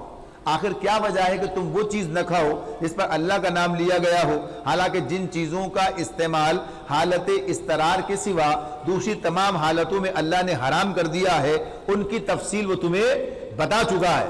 بکثرت لوگوں کا حال یہ ہے کہ علم کے بغیر محض اپنی خواہشات کی بنا پر گمراہ کن باتیں کرتے ہیں، یعنی وہی اکثریت. اصل بات کیا ہے؟ جو اللہ نے بتا دیا حلال اور حرام، دیکھیں جو باتیں اللہ نے بتا دی ہیں ان پر کوئی اکثریت اقلیت کا سوال نہیں پیدا ہوتا، وہ باتیں اللہ تعالیٰ کی طرف سے طے شدہ ہیں. تو یہ جو دنیا کا معاملہ ہے چھوڑ کے جو اللہ نے بتایا اس پر کام کرو. فرمایا ان حد سے گزر جانے والوں کو تمہارا رب خوب جانتا ہے، تم کھلے گناہوں سے بھی بچو اور چھپے گناہوں سے بھی. جو لوگ گناہ کا اکتساب کرتے ہیں وہ اپنی اس کمائی کا بدلہ پا کر رہیں گے. جس جانور کو اللہ کا نام لے کر ذبح نہ کیا گیا ہو اس کا گوشت نہ کھاؤ، ایسا کرنا فسق ہے. شیاطین اپنے ساتھیوں کے دلوں میں شکوک و اعتراضات القا کرتے ہیں تاکہ وہ تم سے جھگڑا کریں، لیکن اگر تم نے ان کی اطاعت قبول کر لی تو مشرک ہو جاؤ گے. یعنی یہ انسانوں سے، مسلمانوں سے بات ہو رہی ہے. اللہ تعالیٰ فرما رہے ہیں کیا وہ شخص جو پہلے مردہ تھا، اب پھر دیکھیے مردہ زندہ کی پھر بات کر رہے ہیں. اوامن کانا میتا، اوامن کانا میتا، کیا وہ شخص جو پہلے مردہ تھا پھر ہم نے اسے زندگی بخشی، فاحییناہ، اور اس کو وہ روشنی عطا کی جس کے اجالے میں وہ لوگوں کے درمیان زندگی کی راہ طے کرتا ہے. اس شخص کی طرح ہو سکتا ہے جو تاریکیوں میں پڑا ہوا ہو اور کسی طرح ان سے نہ نکلتا ہو. یعنی عقیدے کی زندگی، عقیدہ ایمان زندگی ہے. ایمان کو اللہ زندگی سے تعبیر کرتا ہے، علم و ایمان کی روشنی میں چلتا ہے. تو اب یہ معاملہ کہ سوچو کہ جس انسان کو انسانیت کا شعور نصیب ہو چکا اور جو علم کی روشنی میں تیرے راستوں کے درمیان حق کے سیدھی راہ کو دیکھ رہا ہے، وہ ان بے شعور لوگوں کی طرح دنیا میں زندگی بسر کرے گا جو نادانی اور جہالت کے اندھیروں میں بھٹک رہے ہیں. تو اللہ ان کو زندگی اور موت سے تعبیر کرتا ہے، اس طرح بتاتا ہے. تو یہی بات ہے کہ ایمان، ہمیں ایمان کی روشنی حاصل ہے، لیکن یہ روشنی اسی وقت مکمل ہوتی ہے جب آدمی ایمان کی تفصیل کو سمجھتا ہے. اللہ پر ایمان لے آئے، اب اللہ کے بارے میں جاننا، اللہ کے سارے تفصیلات جو بتا رہا قرآن ہمارے سامنے، تو یہ ہدایت بخشنے والی، روشنی فراہم کرنے والی اللہ تعالیٰ کی طرف سے یہ کتاب ہمیں عطا ہوئی ہے. اس کو چھوڑ دیں گے تو پھر ہمیں روشنی میسر نہیں ہوگی. تو اللہ تعالیٰ نے یہ بات بتائی. فرمایا کافروں کے لیے تو اللہ نے ان کے اعمال خوشنما بنا دیے، اور اسی طرح ہم نے ہر بستی میں اس کے بڑے بڑے مجرموں کو لگا دیا کہ وہاں اپنے مکر و فریب کے جال پھیلائیں. دراصل وہ اپنے فریب کے جال میں آپ پھنستے ہیں مگر انہیں اس کا شعور نہیں ہے. جب ان کے سامنے کوئی آیت آتی ہے تو وہ کہتے ہیں ہم نہ مانیں گے جب تک کہ وہ چیز خود ہم کو نہ دی جائے جو اللہ کے رسولوں کو دی گئی ہے.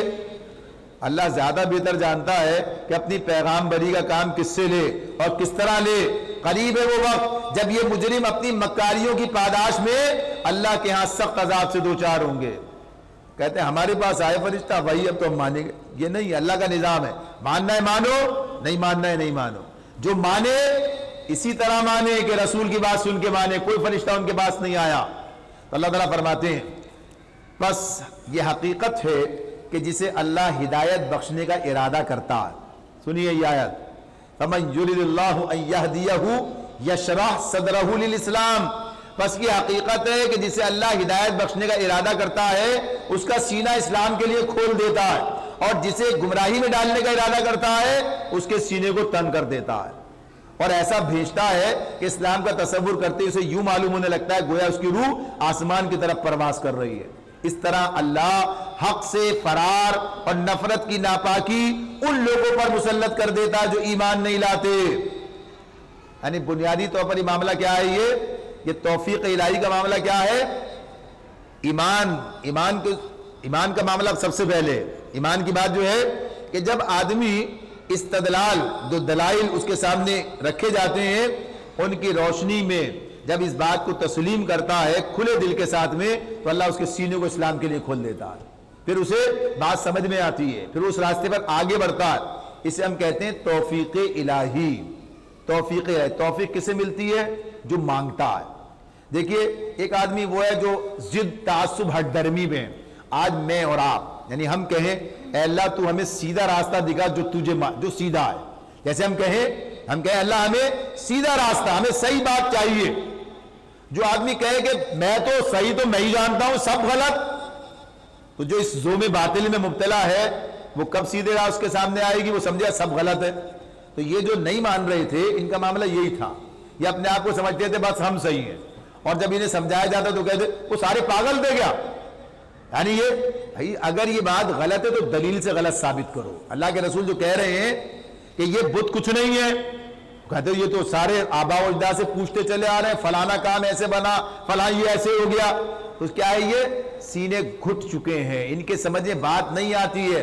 جو کھلے دل سے مانتا ہے، سمجھتا ہے، سوچتا ہے، دلیل سے سوچتا ہے، غور کرتا ہے کہ ہاں یہ ہمارے ہاتھوں کے بنائے ہوئے یہ سارے معاملات کیا حقیقت ہے ان کی، یا کسی کے پاس کیا معاملہ ہے جو انسانوں کے حوالے سے سوچے، جو کسی اور کے حوالے سے سوچے، کسی اور کو الہ بنائے۔ تو اللہ تعالیٰ کہتے ہیں کہ یہ معاملہ توفیق الہی کا اسی کو ملتا ہے جو چاہتا ہے، تو اللہ اس کا سینہ اسلام کے لیے کھول دیتا ہے۔ تو آگے اللہ تعالیٰ اس طرح یہ بات ہمارے سامنے واضح کرتے ہیں۔ بعض لوگ کہتے ہیں اللہ توفیق دے گا، تو توفیق کسے دے گا؟ جو مانگے گا، جو اللہ سے ہمارا معاملہ، ہم تو اللہ کو مانتے ہیں نا، اللہ سے توفیق مانگیے، گڑ گڑا کے مانگیے، قرآن سے وابستہ ہو جائیے، سنت سے وابستہ ہو جائیے، اللہ ہدایت دے گا۔ قرآن کو کبھی اٹھا کے نہ دیکھو، کبھی نبی صلی اللہ علیہ وسلم کی زندگی کو پڑھ کے نہ دیکھو، کبھی سیرت کی طرف جاؤ ہی نہیں، اور کبھی اللہ کے رسول نے جو ارشادات ہیں مانو نہیں، سنو نہیں، پڑھو نہیں، اور سمجھو کہ بس اللہ تو بس ہم صحیح ہیں۔ تو یہ اپنا خود معاملہ ہے جو آدمی خراب کرتا ہے۔ تو اللہ تعالیٰ اسی لیے توفیق اسے دیتے ہیں جو مانگتا ہے اور قرآن و سنت سے وابستہ ہوتا ہے۔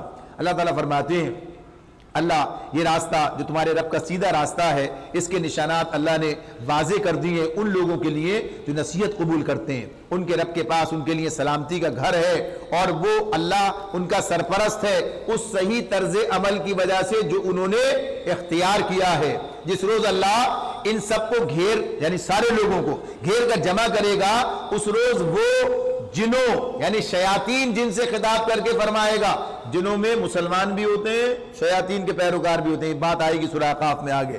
فرمایا اللہ تعالیٰ کہے گا ان سے اے گروہ جن، تم نے نوع انسانی پر خوب ہاتھ صاف کیا۔ انسانوں میں سے جو ان کے رفیق تھے وہ عرض کریں گے اے ہمارے رب، ہم میں سے ہر ایک نے دوسرے کو خوب استعمال کیا، اب ہم اس وقت پر آ پہنچے ہیں جو تو نے ہمارے لیے مقرر کر دیا تھا۔ اللہ فرمائے گا اچھا اب آگ تمہارا ٹھکانہ ہے، اس میں تم ہمیشہ رہو گے، اس سے بچیں گے صرف وہی جنہیں اللہ بچانا چاہے گا، بے شک تمہارا رب دانا اور علیم ہے۔ دیکھو اس طرح ہم آخرت میں ظالموں کو ایک دوسرے کا ساتھی بنائیں گے اس کمائی کی وجہ سے جو وہ دنیا میں ایک دوسرے کے ساتھ مل کر کرتے تھے۔ یعنی شیطان انسانوں اور دونوں کے معاملات، اس موقع پر اللہ ان سے یہ بھی پوچھے گا، اے گروہ جن و انس، کیا تمہارے پاس خود تم میں سے ایسے رسول نہیں آئے تھے جو تم کو میری آیات سناتے اور اس دن کے انجام سے ڈراتے تھے؟ وہ کہیں اس دن کے انجام سے یعنی حشر کے انجام سے ڈراتے تھے، وہ کہیں گے ہاں ہم اپنے خلاف خود گواہی دیتے ہیں۔ آج دنیا کی زندگی نے ان لوگوں کو دھوکے میں ڈال رکھا ہے، مگر وہ اس وقت خود اپنے خلاف گواہی دیں گے کہ وہ کافر تھے۔ یہ شہادت اس لیے لی جائے گی کہ یہ ثابت ہو جائے کہ تمہارا رب بستیوں کو ظلم سے تباہ کرنے والا نہ تھا، جبکہ ان کے باشندے حقیقت سے ناواقف ہوں۔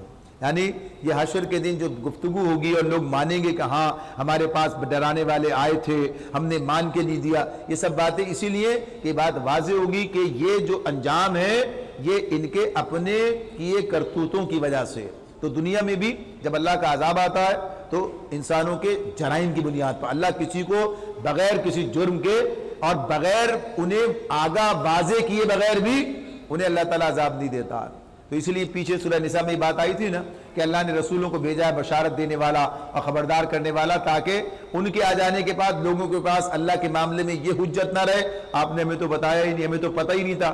سب پتہ، سب جاننے کے بعد پھر غلط راستے پہ چلے تو اب انجام بھگتو۔ تو یہ بات اللہ نے بتائی، آج اسی پر اکتفا کرتے ہیں۔ اللہ تعالیٰ ہمیں سمجھنے اور عمل کرنے کی توفیق عطا فرمائے۔ آخر دعوانا ان الحمدللہ رب العالمین۔ الحمدللہ رب العالمین والعاقبۃ للمتقین والصلاۃ والسلام علی رسولہ النبی الکریم۔ اللہم اعنا علی ذکرک وشکرک وحسن عبادتک۔ ربنا آتنا فی الدنیا حسنۃ وفی الآخرۃ حسنۃ وقنا عذاب النار۔ ربنا لا تزغ قلوبنا بعد إذ هديتنا وهب لنا من لدنك رحمة إنك أنت الوهاب۔ یا اللہ ہماری اس حاضری کو قبول فرما لے، ہم سب کو اس کا بہترین اجر عطا فرما دے۔ یا اللہ ہمیں اپنی ذمہ داریوں کو سمجھنے اور ادا کرنے کی توفیق عطا فرما دے۔ یا اللہ فلسطین کے مسلمانوں کی مدد فرما دے۔ یا اللہ ظلم کا خاتمہ فرما دے، ظالموں کی سرکوبی فرما دے۔ یا اللہ امت کے اندر بیداری عطا فرما دے، ہمیں اپنی ذمہ داریوں کو سمجھنے اور ادا کرنے کی توفیق عطا فرما دے۔ یا اللہ ہم تیرے سامنے حاضر ہیں، یا اللہ جو کل حاضر تھے آج نہیں ہیں، تیرے پاس پہنچ گئے ہیں، سب کی مغفرت فرما دے۔ ابھی اطلاع دیتے ہیں کہ عارف صاحب کوئی ہیں، ان کا انتقال ہوا ہے، زبیر صاحب، یا اللہ ان سب کی مغفرت فرما دے۔ یہ سلیم صاحب کے کزن ہے زبیر صاحب، یا اللہ اور جو بھی تیرے پاس پہنچے ہیں سب کی مغفرت فرما۔ تو عارف صاحب اور زبیر صاحب کی مغفرت فرما، دیگر لوگوں کی مغفرت فرما دے۔ یا اللہ جو بیمار ہیں سب کو صحت کاملہ اور عاجلہ عطا فرما دے۔ یا اللہ جو بیماری کے ساتھ یہاں حاضر ہیں ہم سب کو صحت کاملہ اور عاجلہ عطا فرما دے۔ تمام جسمانی، روحانی، اخلاقی، نفسیاتی سب بیماریوں کو دور فرما دے۔ بہنوں کی، بھائیوں کی، یا اللہ سب کی بیماریاں دور فرما، مدد فرما، نصرت فرما۔ یا اللہ جو گھروں میں رہ گئے ہیں بیمار ہیں صحت عطا فرما دے۔ عاشقین صاحب کو صحت عطا فرما، مستقیم صاحب کی اہلیہ کو صحت عطا فرما۔ یا اللہ جو لوگ بیمار ہیں تو جانتا ہے، سب تیرے سامنے، سب سے تو واقف ہے۔ یا اللہ سب کو صحت کاملہ اور عاجلہ عطا فرما دے۔ اللہم صلی وسلم علی محمد وعلی آلہ واصحابہ اجمعین، آمین برحمتک یا ارحم الراحمین۔